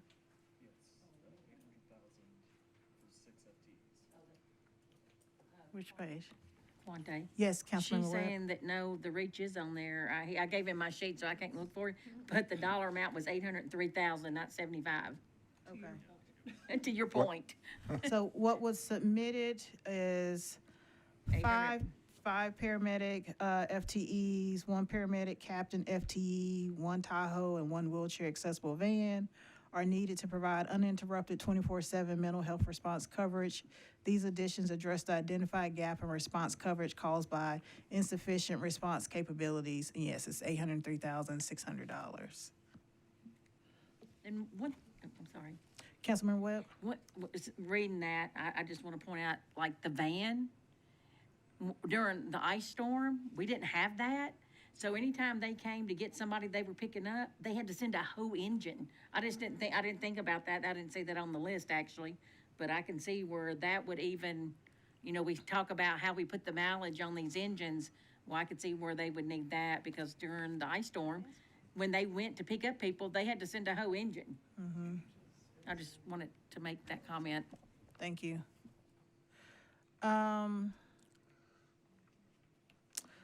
So would this 75 do anything for you? No. Councilmember Coopin? Thank you, Chair, and I appreciate it. So help me understand, so what would you need 4 to 5 FTEs for to run a REACH program in downtown? We would need 5 paramedics. We would need to also involve the health department for the clinician, the van, the transport, and that's about it. And currently, Thursday through Sunday, if there's an EMS call, or let's say Thursday, 9 o'clock at night, I call and there's an EMS call that requires mental health. Is there any REACH professionals that are on staff at that point that would respond to that call downtown? Yes. And how does that work currently? Right now we're running two REACH units. If they're available, they would respond. But the initial response to that call would come from, we got 2 units down there. One of them's called a fire cart and one's called a med cart. The initial response dispatch would come from the fire cart. And then a med cart would be along with them, and then they could make a determination based on what they see, if they want to dispatch REACH or if it's something they want to go ahead and transport. So then they would dispatch REACH, and where is REACH staging, waiting for those calls? That could be at Special Operations Center over at 5th and Fatherland. They could be at a fire hall. They'll be in the city, placed throughout the city. And Are there more REACH calls than you have people for on Thursday through Sunday, or do you feel like those calls are, are they sitting around waiting, or are they always kind of on calls in the weekend evenings? I don't believe. Okay, so a lot of the 911 calls that come in from the Thursday through Sunday in downtown don't really come in real detailed information like it would be if somebody was at home, because a lot of times it's just somebody walking by. 911, hey, I see a man down. Where at home, you say, hey, my so-and-so is here and he's got mental health issues. Dispatch knows. So a lot of times we don't know the nature of the call until we actually get on the scene, other than man down. Man down is a lot of calls that come in Thursday through Sunday in downtown. Now, once we get there and we find out this is man down with some mental issues that needs mental health and not emergency room, that's where REACH would come involved. And so with those calls where REACH, you get man down, there's dispatch, and then they say we need REACH, is REACH always available? Or are there times where the REACH is reached for and then not available? No, it wouldn't be always. REACH is since REACH has been implemented, they're busy. So with that being the case, if there was an additional REACH person focused to give extra support Thursday through Sunday, maybe not just dedicated to the downtown box, would that be helpful? Yes. And would that be something so it sounds like maybe that could be something that was operational, not just in the downtown core, but with the existing infrastructure? Yeah. I was talking this weekend, I was talking with some paramedics up at Special Operations about the conversation that was going on during the downtown people's budget hearing, that questions that was coming from them about this. And we was having some great conversations, and they was thinking about how to make this work. They know the need is there. And one of the paramedics, is like, you are onto something. He was setting up that we needed a clinic. We actually need a clinic to handle this type calls downtown, that we can get the patient to a triage type place, assess the patient, and then move that patient to where they need, and not take this patient to an ER when they don't need to get ER. The last thing someone needs in this condition is a bill from an ambulance service and a bill from an emergency department when they did not even need that. That's another stress level that's put on them that is unnecessary. So it sounds like having, Sometimes that's your only option. so it sounds like having a clinic or some space would be also helpful to bring someone to kind of in a triage capacity. A clinic with a clinician, or maybe two, that can triage the care, and, you know, it may be just a ride back to the room in the inn or something. It could be something that's simple. But transporting somebody to an ER when that's not where they need to be is not healthy. Absolutely. And so what would, if we were going to kind of refocus this as adding a REACH clinician Thursday through Sunday in the existing infrastructure, what would the cost of that be? I'd have to get with all of the divisions and come up with that, but I do believe that this conversation needs to start, just like the last presenter, you know, we're behind, we need to get here. I think it does need to start, and I think we need to put this in play and solve the problem. I know, you know, the council members don't have radios in their hand and listening to them starting on Thursday night till Sunday night, but the call volume is unbelievable of fire carts and med carts, and that's the reason they're down there. If they wasn't there getting heavy equipment and big equipment into downtown, it would be very troubling. However, call volumes Thursday through Sunday is very high in the area. These nature of the mental health calls is there. It's there.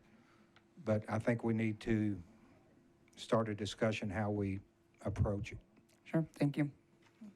Councilmember Nash. Thank you, Madam Chairman. I'm a little bit confused in why we're taking people to emergency rooms when you have the mental health co-op that is basically a clinic where they will do some of that triage and take them in, and I know as a police department, we were always taking people to the Mission or to Father Strobel's. So why are we going to emergency rooms if we don't need to? Well, I mean, I guess they could take them to the places that, here's my experience. My experience in this is a lot of times they go to jail.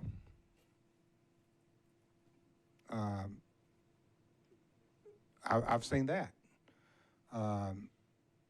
Sometimes it's jail or emergency room. I don't, you know, it depends on the nature of the call. It depends on what took place here.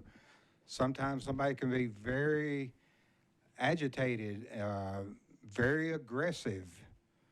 Someone that's very aggressive, you don't just take them to a room at the end and they get there and they're being aggressive to that staff. You know, it all depends on the nature of the call.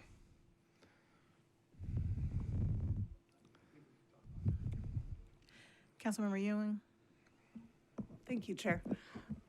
Thank you so much. I just wanted to drill down just a little bit on understanding that this is, you know, a little far down in your priority list. However, in that line item where it talks about the REACH program, you talk about one wheelchair accessible van being needed. So right now, am I to understand we don't have any wheelchair accessible transportation vehicle? Okay. No. If we were somehow to be able to find money just for that one thing in that line item, how much would that cost, do you think, roughly? Or do you have a ballpark? Probably between 125 and 150,000. Okay. And what what kind of difference do you think that would make to the calls you're receiving? How many times have you had instances where you haven't been able to properly transport people because they have a disability and you're just not equipped to provide that assistance? Or where more resources had to be mobilized that constituted just sort of overkill because we didn't have any other choice? You're talking about the non-ambulatory patient. I don't have the numbers on the transport that we've had to actually call a ambulance because they're non-ambulatory. I don't think that's a big number, but it's enough that we do pull an ambulance out of, not out of service, they're in service, but they're somewhat out of service because they're just transporting a non-emergency situation. But I don't think it's a huge number, but it's something that would definitely keep ambulances in service, two or three times a day, maybe. Thank you. All right, any additional questions related to the wish list item? Sounds like we have to figure out how to fund this stuff, but sounds like we're either looking at what Councilmember Evans has put forth, maybe something related to that vehicle, or looking at that total request, which is huge. Councilmember Evans? So some of what District Director, I can't remember your new title, what you were talking about, I think fits into another potential project. I think there needs to be some more offline conversation. Okay. Because I'm part of a little project team, and I don't know that everybody's informed about this project team yet. And it's not my project to be delivering any information, but there's some synergy that I think should be explored, and I'd like to help bring people together on that. Okay. Councilmember Coopin? Yeah, real quick, just thank you, Chair. Yeah, I'd love to explore this further as that's looking at it as an additional staff member to kind of take that burden on Thursday through Sunday in a maybe broader capacity. Yeah. And so there are a couple other items for fire that I think may be covered under the 4% fund that's on the agenda for next meeting. There's one from Councilmember Spain for additional funding for medical supplies for $395,700. And then Councilmember Webb, your $1.5 million, I believe that was for PPE. And there are a couple of requests. There's like $4 million in the 4% fund legislation that's before us next week for fire. And I know it's PPE and it's medical supplies. Budget Director Pratt. Yeah, so the 4% that you'll guys see next week does include medical supplies that fire needed as portion of, what was requested in this budget that we couldn't fund, and also what they needed to have for the rest of this year. So does there need to be any further discussion on those wish list items, or if there's any wish list item that I am overlooking for fire? I don't see anything. Thank you, Mr. Young. Thank you. All right, so we have several more, and I'm trying to stick to the 7 o'clock. So I'm going to pick folks that I think aren't going to take that long. I think we had someone for pet community. If you could come on up.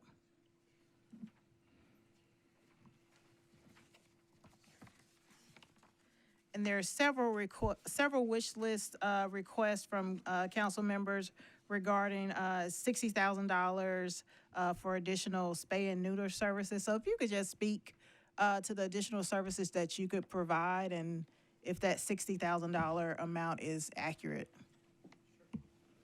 And introduce yourself, yes. Thank you, everyone, and thank you, Council, for having us and for considering this. I'm Brandon Dice. I'm the CEO at Pet Community Center.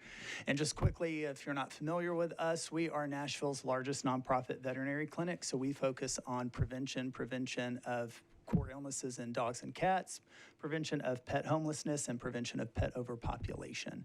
So we work very closely with MAC on the outdoor cat program. We think they are the unsung heroes of our community. One of the things we know that could help them most is certainly our county is growing, but one of the things we want to see not grow is our pet population. Because right now, one of the key ways that we feel like we can help MAC and help the citizens of Davidson County is just to prevent fewer stray, unhoused, or homeless animals in our community. So for this $60,000, what we would be able to do is right now we're seeing a lot of calls. We have a program called SNAP program. So anyone in our community in Davidson County that qualifies for any form of government assistance, they can get a spay-neuter surgery at our clinic for $15. Right now, we are filling that need, but we are hearing from a lot of county residents who make a little more than they need to qualify for any form of assistance, or we also have members in our community who cannot qualify for those programs but still need that support for that discounted surgery. So we would be able to pretty much fill, our demand is down about 20 appointments a week. So we are hoping to use this additional funding to broaden that SNAP program so that more of your mid-tier or mid-income households could qualify for a reduced surgery price. And so that $60,000 would effectively allow us to perform those additional 1,000 surgeries over the next year. Any questions regarding pet community? And my understanding is this is a direct appropriation to the pet community.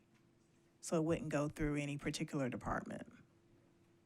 All right, I don't see anything. Thank you. Oh, wow. Thank you. All right, Nashville General Hospital. Denny, some? Okay.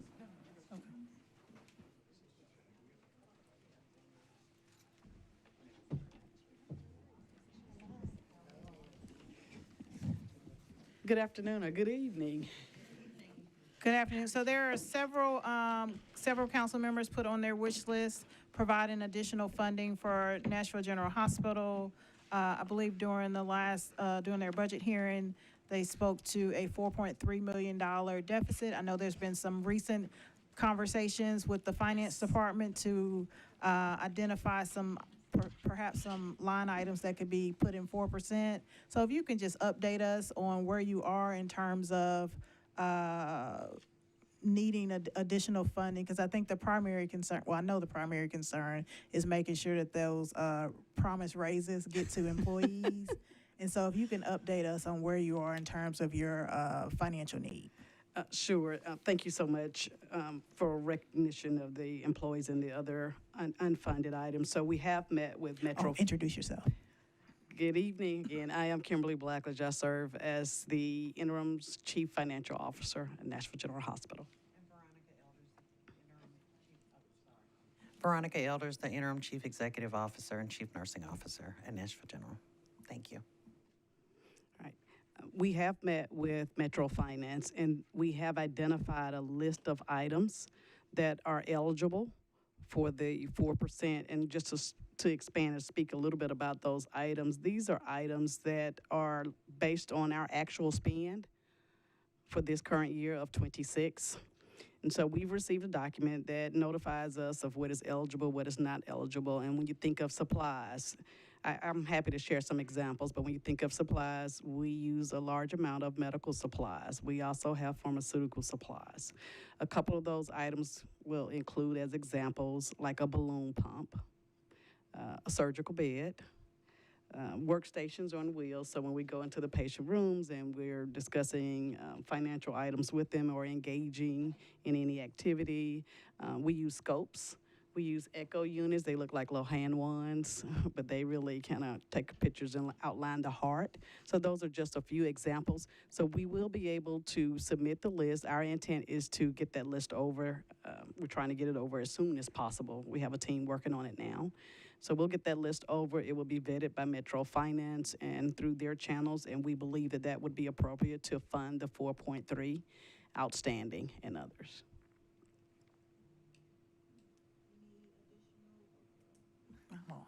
Any additional questions for our representatives from Nashville General Hospital? Councilmember Gamble? Not a question. I just want to add that I didn't have that on my list because I knew our wonderful chair, budget chair, would have that on her list. But I totally support it and think that this is a great step forward to continuing to make the hospital whole. So I just wanted to add that little tidbit. All right, and I will be following up just to make sure, just to double check that those numbers line up. But happy to hear that you all were able to get together and Yes. figure that out. Right. Well, thank you, Council Chair, and thank you, council members, for this evening. Thank you. Any additional questions?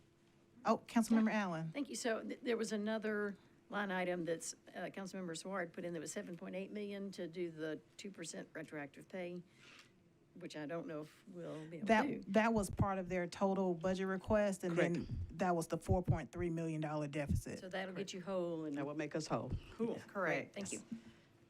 Thank you. Anything else? Thank y'all. Appreciate you. Thank you, guys. Have a wonderful evening. All right, we do have, I see one item for the health department. There has to be more than that. Let's see. Okay.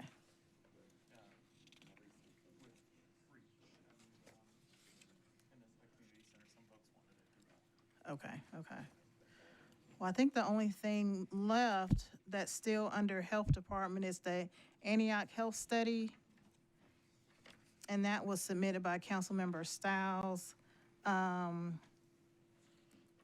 Are you familiar with that? I am not. Jim Okay. Diamond, I'm the Finance Director, Health Department, and I did discuss this with Dr. Ariel this Okay. morning. We were unaware of this. This wasn't one of Health's asks, so we did just see that in the request list, but we don't have any information, and Dr. Ariel hadn't had any discussions with the council member, or I'm not sure if she did with any of our other staff, but I'm here to claim ignorance. I know it has to do with a feasibility study. And I know Councilmember Evans, you've been Councilmember Stiles' proxy. Do you have any notes on this one? If not, we can save it till tomorrow. Okay, we'll just save that. Oh, Councilmember Allen. Not on this one, but before we end up with health, I do want to Go ahead. raise one question. To circle back around to the contributors SOAR program, which is taking people from emergency rooms and stabilizing them and hopefully connecting them with SSI.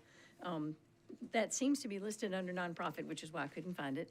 But I had put it under health, again, because things need to be in some department to make sure they happen. All the other ones are somewhere.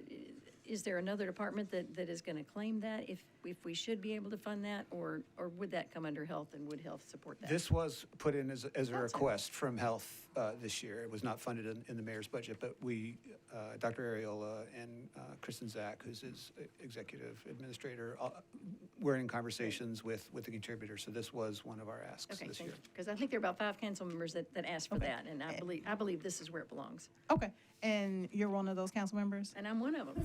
For the viewing audience, if you can explain what that is? Yes, so And the cost. The contributor had asked for $350,000 and $100, I think, dollars. And that would enable them to catch people as they are being released from both Nashville General and some other place, other hospitals. I can't, they had several specific hospitals that they have done this successfully last year. And both help work in housing navigation and also in connecting them with social security disability, which can then enable them to hopefully stay in housing and be independent. It's been a very successful program. Their rate is much higher than other volunteers that are not as knowledgeable about how to navigate that system. So I'm looking at that, and I saw it, it was under the nonprofit bucket because it actually mentions Nashville General Hospital. So is this a program that is out of the emergency room at Nashville General? Yes, Chair. Okay. And as well as one other emergency room. I believe. In the proposal that we have, it only had general, Okay. but I'm not discounting the fact that some But others is probably did. it but administered by the health department? Or That was the proposal. Yes, Okay. the funding would flow through us. We would analyze the data coming from the contributor. Councilmember Evans? Thank you. I was just going to, Councilmember Allen asked about the other hospital. The other hospital program doesn't exist anymore. Okay. And my understanding is it's only Metro General. Okay, thanks for that clarification. Could you repeat what you just said, Councilmember Evans? Sure. Councilmember Allen had asked about, was there another hospital involved? And originally, I think when the pilot first started, there was. But then that program ceased to exist, and the only program that remained up until April was the Metro General program. Okay. But just to be clear, Health is asking for the money so that Health can administer the program. That's right. I was more answering Councilmember Allen's question about who else was involved other than Metro General. And this will come up again tomorrow because I think there's also a program that OHS is looking into. So it's a little bit of, I know, I see the confused look. That I am also confused in terms of this item. I'm getting some information that OHS is also doing some work around this SOAR program. So we can have additional discussion about it tomorrow. But we do know today that it is an item that Health has requested $350,000. That was in Health's budget request? Correct. Okay, all right.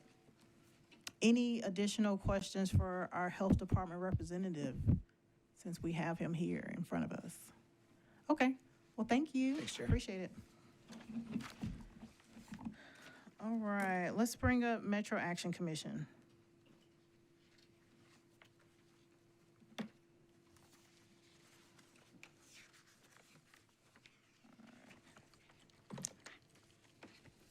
Good evening. So there are several requests related to Metro Action Commission. Raphael Institute couldn't be here, and I know one of those requests is related to their program. So there's $660,000 for training home-based child care providers. I believe that's Raphael Institute. Women's Caucus, continuation of the restorative therapist position that we first funded in 2022 and a study of its effects. You also have that request, Councilmember Evans. Do you want to give a little bit more information, and then we will turn it over to our Metro Action Commission director? You basically read. So basically back in 2022, so we had worked with Rafa Institute on looking at childcare facilities and how to kind of do a pilot to scale childcare facilities. Well, one of the things that also came out of that conversation was kind of the supports needed for childcare workers and home-based providers. And so there was funding allocated for therapists that was specifically dedicated to folks who were going through that process. And then there has been subsequent conversation to what does that look like continuing? And then also what does it look like, or what would it look like to actually determine, is this an effective practice? Are these childcare providers getting something out of this, the supports that they're receiving? And so then the request, was Women's Caucus discussed the idea of having a study that would be, part of Metro Action Commission. And so that's where the ask came from. Okay. And are these programs we've done through Metro Action Commission before? If you can introduce yourself, and then you have the floor. Sorry. That's okay. Hello to everyone I haven't met yet. I am Jamika Baez, the Executive Director of Metro Action Commission. So yes, the program, the therapist program, started in 2022 in a partnership with United Way and RAFA. And so in 2022, we received $50,000 in funding over a 2-year period. However, that funding did not sustain the entire program over that term. And so Metro Action Commission has supported the program in the absence of the funding. We discussed with the Women's Caucus that program, because it is an outward-facing program and doesn't necessarily support Metro Action Commission internally for our programs, that program was not something we were able or had the capacity to continue without the funding to support it. in that conversation was the discussion about the child care centers to scale up. When the program initially started in 2022, was for those child care providers, because they did not have the funding to support the program themselves, would be able to scale up with the support of RAFA. However, over the time period, there was some, I'll say, miscommunication or misalignment. And so we've just continued the program through MAC, but without the funding to support it. And we continued the restorative therapist program? Correct. They're the Okay. same. Yes, the child care therapists and restorative therapists, they're the same. I think they're just Okay. defined as two different purposes. Okay. So we call it community counseling. Okay. Mhm. So there is a $660,000 ask for training home-based child care providers. And then there's $153,000 for the continuation of the restorative therapist position. You're saying those are the same? No, I'm Okay. saying the two that's listed as 153 is the same program. Okay. Yes, I am okay. assuming the 660 and the 659 are the same program.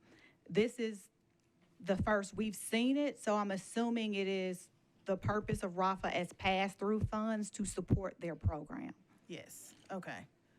Are you familiar with the training, the home base, that 660? Are you familiar with that program? I am familiar with the information we had in 2022. It is my understanding that it is a continuation. Okay. We do have some concerns about the funding based on our history with the initial funding. The initial funding back in 2022, what that would require from MAC in terms of oversight for the program. Okay.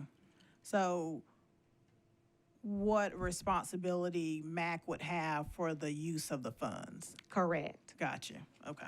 And to distribute the funds to the organization, what would need to be defined as part of that, a report to ensure the accountability of the fund. Gotcha. Okay. But with the restorative therapist program, that's something that you all are already doing, and so that 153 would help MAC continue that program. You wouldn't have to, would you have to pass those funds through to RAFA, or would you continue to do the program yourself? No, so when MAC received the funding in 2022, we hired a staff person for that they provide assistance to childcare, community childcare based programs where we just provide the support to those workers. But it doesn't support Metro Action as an agency. Gotcha. We are supporting the community through the program to help childcare providers. And so Gotcha. the program is expected to end at its June 30th date without the funding to continue it. Gotcha. Okay. And you all would continue to support the program even though it's not really an extension of any of the services you provide as a department? Correct, and that was our conversation with Women's Caucus, with the also addition of doing a study to determine if the program is viable to those child care providers that it is currently providing services to, which has increased really just from 41 to 46, but again, it was not able to be scaled because of the funding that was associated with it from 2022 and MAC's ability to have to support the program moving forward. And I may have missed it. What does the restorative therapist actually do? So they actually provide counseling, emotional therapy, and support to the child care providers that are either home-based or community-based. So they go out into the centers. If there's anyone that's a child care provider, as we understand that it is a very stressful job. So if they want to have the opportunity to speak to someone, go through counseling, we do have a licensed counselor who provides that services and provides group therapy to those individuals, but it is a community-facing program. Okay, all right, thank you. Any additional questions on the restorative therapist? Oh, Councilmember Gamble. Thank you, and thank you for being here, and thank you for all you're doing in this role as a new person in this role. I had a question, and I'm not sure if you can probably answer it. The 2022 funding, that came out of ARPA funding, if I'm not mistaken? I know we the COVID-19 committee did allocation to United Way to do, to increase home-based centers and also regular neighborhood centers. And Rafa got a portion of that funding. So I'm not clear if that was that funding or if it was another funding. Do you No, know? I do believe that it was a part of the ARPA funding, Right, but I can always go back and look at that. But I do believe it was part of that because it was partially funded for those 2 years. Right, okay. So, and I remember your presentation at the Women's Caucus, and I think you did show that there was some value in the therapists. The one question we had, and I wish we still had somebody here from the health department, because there was a question at that meeting about if the health department provided these kind of therapeutic services, and maybe if that was a better place or a more suitable place to funnel that funding, if we're going to continue it, to funnel it through the health department, because they already have therapists, as opposed to putting it on MAC, who doesn't even do that program. And then the second thing, the other request, the 600,000, I'm not, did we talk about that? Are we talking about that now too? We need to get a representative from Raphael Institute to come talk about that. Thank you. Any additional questions for Director Bice? Thank you. Thank you. All right, next we have, let's see, MNPS or NDOT? Let's go with NDOT.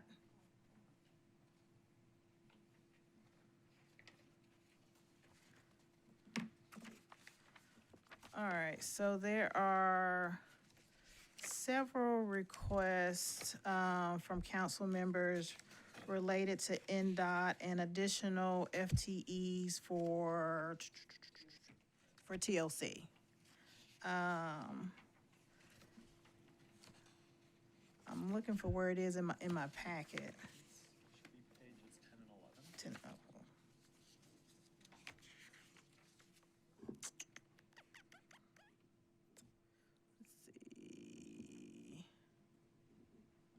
oh. Well, I'll just, none of those council members are here from what I can see, but staff NDOT to staff support the Transportation Licensing Commission with 2 positions focused on micro mobility. Did you want to speak to Councilmember Cooper? Yeah, thank you, Chair. I can kind of jump in since the TLC does quite a bit in my district. And I spoke to Deputy Director Rooker today as well.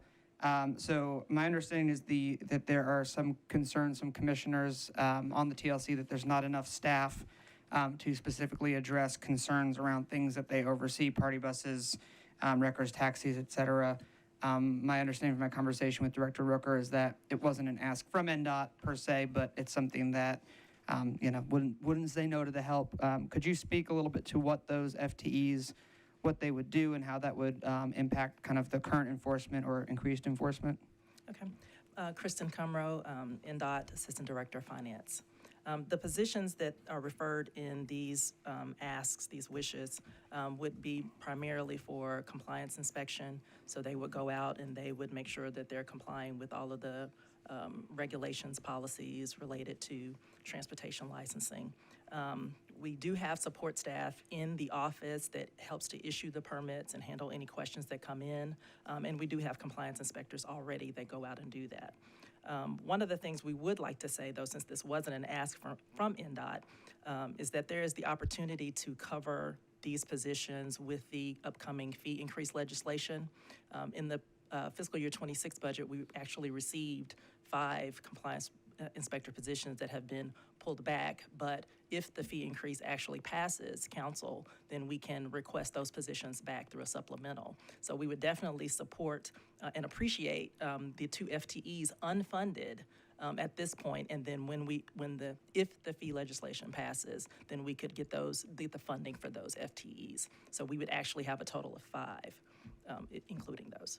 Thank you. And would these compliance inspectors be able to issue things like noise violations for party buses if they were would they be driving around, and if they heard a violation, they could issue that? Yes, they would be out in the community looking for non-compliance. Okay. Just for context, one of the challenges that we have with party bus noises is that either a compliance officer has to witness it so that they can then take it to the TLC for a violation, or a member of the public has to witness it, document it, and then be willing to come to a TLC hearing, is my understanding, to address it. So that's obviously hard to do, to get a member of the public to do all those steps. And so it is something that I know some folks would be interested in. Any additional questions around this wish list ask? Hear none. Thank you. Thank you. All right. Last but not least is Oh. I thought they were for tomorrow. One moment.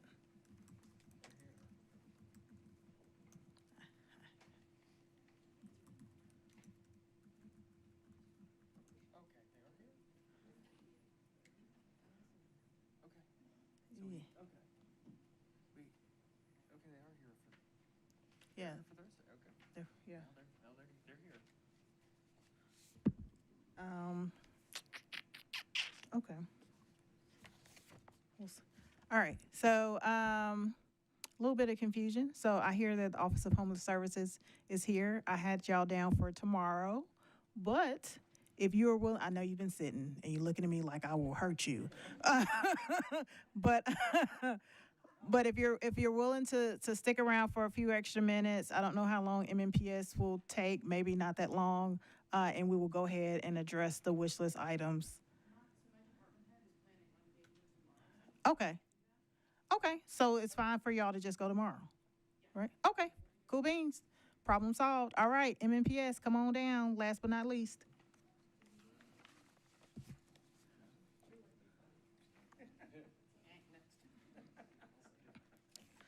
So, colleagues, correct me if I am mistaken, the only wish list item that I see, and many council members put it on their wish list, is regarding the environmental stewardship environmental stewardship program. Most folks have 580,000 listed. I think Councilwoman Allen, you had 270,000. If you could speak to where you got your number from. Thank you. Yes, that's acknowledging savings from not having as many dumpsters be emptied because they would be composting it. So that's operational savings from that. So your front-loading savings. Right. Okay. So that was the 580 minus the 210, Councilwoman Porterfield. 310. Thank you, Chair. If I could, shall I direct the question to you or to Councilmember Allen? I don't know how formal we are today. We're all in formal. community together. Thank so you, I appreciate yes. that. Councilmember Allen, are you saying to allocate 270,000 to MNPS to make sure that they can benefit from the savings? I'm trying to understand the number. So the total 580,000 was to cover the cost of the program and some staff and some educational materials and things like that. But it also acknowledged that they would be saving $310,000. I gotcha. And so Okay. that was the difference between the two. Thank you. I have my numbers backwards. Thank you. And where did that 310 come from?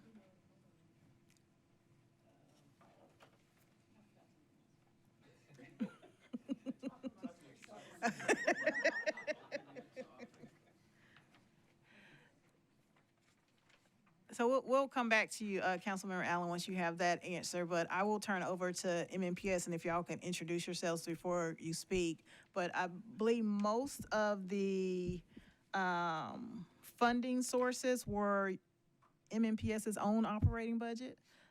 So can you all speak to this program? Because I know it was part of your, I believe, your aspirational budget. Can you speak to whether or not MNPS could absorb this cost within your existing budget?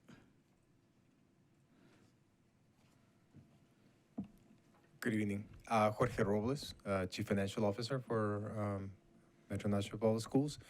It is not considered in our operational budget. So right now, the budget includes all of our continuity of operation items. So all the $56 million that were allocated in the ordinance have been distributed. About 70% of those goes to all the costs associated with investing on the educator, so the step increase, the COLA, as well as the insurance premiums increases. And in addition to that, we've already considered in the budget budget efficiencies, approximately for 1.5% of vacancy rates. And we still have to reduce by $3.6 million, which is the cost of the pass-through metro charges that we have been informed for next year. So in short, that is not something that we currently can fit within our operating budget. Okay, questions from colleagues? All right, Councilmember Porterfield. Thank you, Chair, and thank y'all for what y'all do. I'm a former MNPS teacher, former MNEA member, and a proud parent of an MNPS graduate who is excelling in college right now. So thank you for everything that y'all do for our students in our city. My question is, I understand you're saying that y'all cannot absorb it, but my question is, if you had to, where would that money come from? So like what would be cut if y'all had to kind of sacrifice something in order to be able to fund the programming? We would have to essentially go back to the drawing board. We went through a pretty exhaustive process on identifying all the things that we wanted to budget for next year, and we would have to essentially identify what would be one of the priorities that we budget for that we would cut. So I couldn't tell you at the moment without considering all things, since there are different implications that budget items have for the day-to-day operations of our schools. Councilmember Evans. Would this be an appropriate time for me to ask kind of a finance operational question, but it's related to what I saw on the MNPS website about their budget? Or do you want me to save that? Because it's not specific to this item, but it's kind of a little related. If it's a little related, I'll allow it. Okay. Well, I was just, because, in the budget presentation, the reference to, you can go to our website and look at the document that is on the MNPS website. So I went and looked at it. And so I was really more interested in, these, I would say like interdepartmental fees and charges, like IT is an example, because I recall looking at, there was an IT line item, and it looked like it was kind of Metro IT or their IT. And I guess we can pin it for later, but it's just more like a holistic question around like what departments are we assessing fees to that then they are paying for that may kind of, where we go is another example. It's like, where are we being, we meaning Metro, charging departments for things instead of just making like all of IT a loss leader and, that it's just there and we pay them directly and then they support all these departments. So I won't take any time really getting an answer now, but I think it's just something to talk about why we do it like that. Councilmember Cash. Thank you, Chair. Roughly that we're talking about the MNPS budget is like around 1.3 billion this year. Is that 1.4. 1.4 billion? And then Councilmember Allen's figure, there was 580 and yours went to 270. Okay. I'm like, that's below 0.02% of the budget. That seems like it just seems like there should be some easily found wiggle room there and we've gotten a lot of emails about this. Let me ask this, because I've been curious about this since I stopped teaching right before COVID. Like, when in your budget, like, is this a year for a specific textbook adoption? Is that one of the things in your budget? Like, 1 year it's social studies, 1 year it's English, and I'm just wondering, like, since we've I mentioned COVID because we had to do virtual, and so there was a lot of online platforms that were invested in. Dell, we bought a bunch of Dell computers, and so I'm just wondering, like, are we continuing to buy the big, thick, like textbooks, hardbound textbooks at the same rate when we have so much more in the last decade or two, like online, which should be cheaper? I'm just wondering if, like, I remember when I was in metro schools, it was, and was a part, like, Councilmember Porterfield was a MNEA member, was an MPS teacher, MNEA member, and I have a proud graduate that is thriving. And I just remember that, like, when those like MNEA members and other teachers were organizing to get a pay raise or get something that we wanted out of the budget, it was like, really look at stuff. Don't cut positions because we need those people helping us, but like really look at the stuff. And so I would ask that you take another look at the stuff and see this. We've got a lot of, and I don't think it's just a program. I think it'll be educational for a lot of students and beneficial for our community. I kind of want to ask another question, if I may, that is not about an item on here, but it's something that we have gotten some emails about. May I do that? We're at 7:01. Okay. You will be the final question, Okay. Councilmember Cash. We are continuing to get emails from Metro teachers who seem to be under the impression that we are the ones that give them their raises. And I find that and it's been a number of years, and I believe that wasn't the case back when Tennessee allowed collective bargaining. That I think it felt more like we knew that the ask of the council was the amount that they gave the school board, the school system. And now it seems like they believe that we are actually the ones that are supposed to give them raises. Why is that? I don't know who, that might be a better, Sean. Yeah, question sure. for you. We don't try to position it as you necessarily give raises. What we have talked about over the last several years is we've tied a large percentage of our COLAs to the Metro's pay plan. And so we work with the mayor's office. We provide an aspirational budget. We have to submit a budget document before the mayor actually considers the budget. And so what we do is we provide what the cost of living increase will be every 1%. We include in our operational budget and our continuity of operations budget the step raises. So for every step increase, which is if a teacher moves from one year to the next, they get a step increase if they haven't topped out. So we include that into that pay plan. But then we provide that flexibility in terms of what the cost of living increase will be based on what the mayor's allocation will be in the budget. And so the mayor in the state of Metro and the release talked about items that they wanted to fund with that. And so we look at that those numbers, and then we have gotten additional funding from the Metro Council in the past to further increase that when, for instance, they increased the Metro employee pay plan. So if there was an effort to increase the employee pay plan for Metro, we would certainly appreciate a commensurate increase in order to do that cost of living increase. And so ultimately, the Metro, the Board of Education, after the Metro Council adopts their budget, will take another look at the budget, and then they'll make their determination. So to the questions about policy, anytime the budget is a policy, right? So we cannot sit here and say we're going to take money from this policy and give it to that policy. That's ultimately a board decision and working with the superintendent.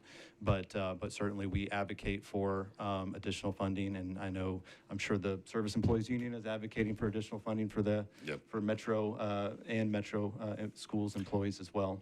And I guess part of my ask here is that I understand what you're saying, and it does seem we've kind of gotten into a system of that we try to align on the COLA, right? I think what would help some is, and maybe it's happening and I'm just not as aware of it, is if there's a little more engagement with the especially leadership of the groups, but in other employees about here's what we're looking at, right? Mm-hmm. I think that would be helpful. Okay. Thanks, Chair. And Madam Chair, I found this information, if I may do that. So during the discussion, we were told that the dumpster cost savings would be between $178,000 and $270,000 in landfill cost. So that was actually my math was incorrect, but hopefully that's close enough that they could work with it. So I would just again say many people were very grateful for what the 11 schools at participate in that pilot. My grandson tells me all about how to compost because he's learned at school. So it is teaching both the youngest generation who will then teach their parents. That's part of Nashville's Zero Waste Master Plan. So I would love to push for this just as a sustainability thing. Could be a cost saving. So my question to you would be, if we were to give you additional money in your budget, can you at least acknowledge that we went on record asking you to use it for that? Yeah, and I think that's been part of the aspirational budget process in the past, is that when the Metro Council has funded specific items, we've gone back and added those in there. So that's something that we always look at. Not being able to commit to what the board is going to do, but generally they have been amenable to when the Metro Council makes a specific request, they try to fulfill that request. Thank you very much. And we did have another wish list item, and my apologies for that, because Councilmember Spain had a wish list item related to MNPS, which was for the comprehensive audit. We can briefly discuss it now. Internal audit, we've requested that they come tomorrow. So if there needs to be some further discussion from that perspective, we'll have that tomorrow. But Councilmember Spain, if you wanted to kind of briefly touch on that. Thank you, Madam Chair. I'll just quickly, we talked briefly about this yesterday, but the request, we haven't done a comprehensive operational audit since 2015 of MNPS. And so the request was to update that audit, since in that time our student count has gone down from 86,000 to around 81,000. The budget has essentially doubled from $750 million to $1.5 billion. So I'll just leave it there and ask if you want to comment on that. Sure. In terms of, there's two parts to that question. One was removing $1 million from our operating budget to fund that. That would require $1 million worth of policy changes and reductions in other programs in order to fund something like that. And you're talking about recurring funding source for one-time funding source is what I believe you're looking to do, which is to, unless you're looking for $1 million annually for Metro Audit, I'm not sure. But, in terms of the audit, we participate in annual audits with Crosland. We participate in specific audits at the request of Metro Audit. We try to be very responsive with those. Looking at for instance, the 2015 audit that did was a comprehensive audit. You saw recommendations. I think they did a district organizational study, and their savings was $1 million a year for coupon books. It was outsourced bus drivers, outsourced cafeteria workers, outsourced facilities. So that's the type of thing you might get with an audit of that nature, depending on how you would frame the scope of that. And so it might be a policy conversation as to what, the Metro Council wants in that, because while an auditor or a finance person might say, yeah, you can save a lot of money by outsourcing transportation from a school's perspective and having that internal perspective, we know that having our own bus drivers and paying them well is really important to provide safety for our students, as well as we've heard plenty of horror stories about audit, transportation outsourcing. I'm not saying that's necessarily what this would go. That's one of those things to be considerate of when you talk about kind of the comprehensive audit of those natures. Yeah, sure. I appreciate that. And I know you participate in regular financial audits. I think I'm more interested in the performance aspects that we would talk about and proficiency levels. We're, of course, all aware of what's going on with Memphis Shelby County schools. The state has taken a great interest in their proficiencies or lack thereof, and did their own audit, a very extensive forensic audit, and used that as a basis to take over their school system at this point. None of us want to see Metro Nashville Public Schools in that boat. So I feel like it behooves us to make sure that our own house is in order before someone else tries to do that for us. I do, yeah. Just in terms of, kind of proficiency, what we've seen is year-over-year increases in proficiency above what the state has done in terms of our students performing. We've seen the highest 2 graduation rates in the last 2 years. The Metro Council and the Mayor's Office, along with the board, have invested significantly into student support services and positive school supports. We've seen a significant reduction in behavioral incidents as a result of those investments. So the investments that the Metro Council and the city have made have seen actual results for our students. And so it all kind of ties back to the conditions for teaching and learning and making sure we're improving those. So, unfortunately, the budget process doesn't align with TCAP. I believe we're going to have some positive results coming out of it. it's embargoed until the state releases it, so we can't really talk too much about that. But I think we've seen those investments tied to that. And then just in terms of, where MMPS lands as a percentage of the overall metro budget in terms of revenues, we've seen that decrease since, let's say, 2017, 2020. It's decreased. Not to say that they haven't invested considerably in MMPS, but as a commiserate share of the overall share of revenue within the city, there has been a bit of a reduction in that over a sort of a 8-10 year span. This particular budget year, there's a slight increase in that, so we appreciate the city putting that investment in there. So I just wanted to kind of put it in that context. But the city council or the Metro Council, the mayor, they've all been very supportive of increasing employee pay, and so the vast majority of our increase goes to that, just like the vast majority of the metro government increase is going to the pay plan and benefits. The same is true for MMPS. It's going to fund those. It's going to fund those internal service fees and a variety of other continuity funding. And if I may add, that makes a tremendous difference on our ability to actually recruit and retain quality teachers. And as we have seen the needs to support students with exceptional needs, multilingual learners, is paramount that we actually are competitive and we offer, a way to actually attract educators that will actually provide the services that then translate into the results and outcomes that Sean was referring to. Absolutely. And I don't want to get into a running thing about this. I appreciate all that. I think we ought to be able to show how those increased investments over time are driving student outcomes and helping us recruit the best and brightest and all that sort of good thing. I don't think it's unreasonable to take a look at that, at least once every 10 years for a department that does still constitute more than a third of our budget annually. As far as the funding source, I understand the concern there. It is a one-time ask. And we had talked some during your budget hearing about you have a targeted amount of savings for salaries. I think it was 1.8%, which I think you said for this year was like $18 million. Right. I don't know if that's a viable source for something like this or not. That is already included in the budget. It's considered as part of what helped us essentially meet the allocation. Yeah. So as Sean referenced, an additional taking $1 million out will be a change in policy that we would need to essentially work with the board to figure out what would need to be reduced. Yeah. Thank you for that. Yeah. Councilwoman Porterfield, did you have something? I had a clarifying question.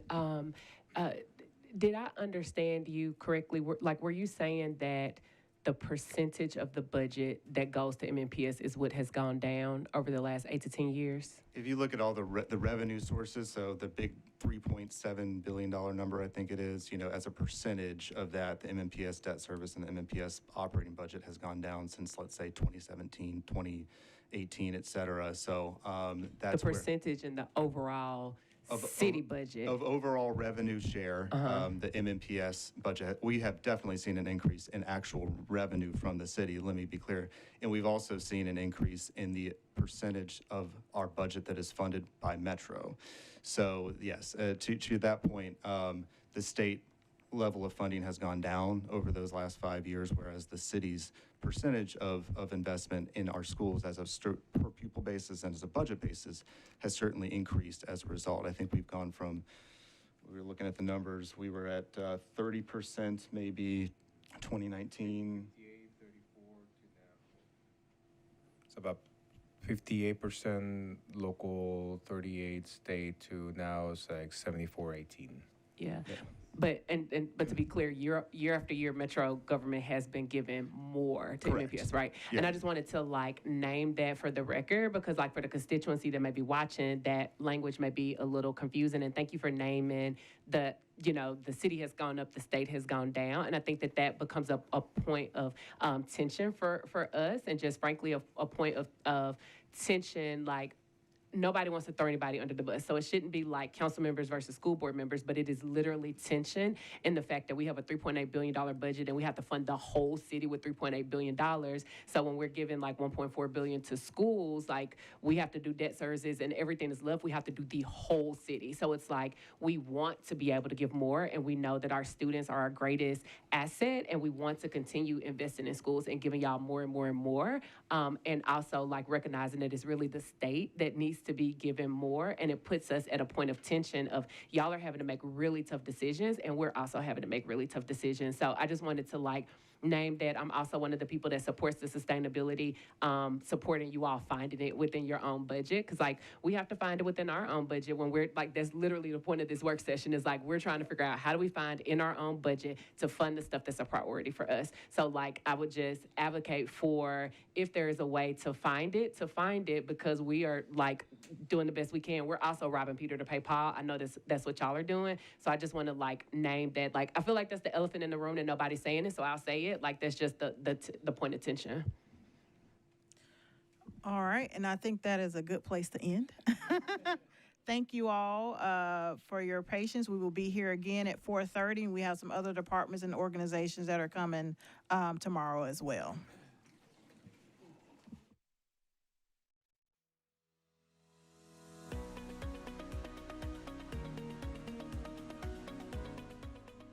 This has been a service of the Metro Nashville Network.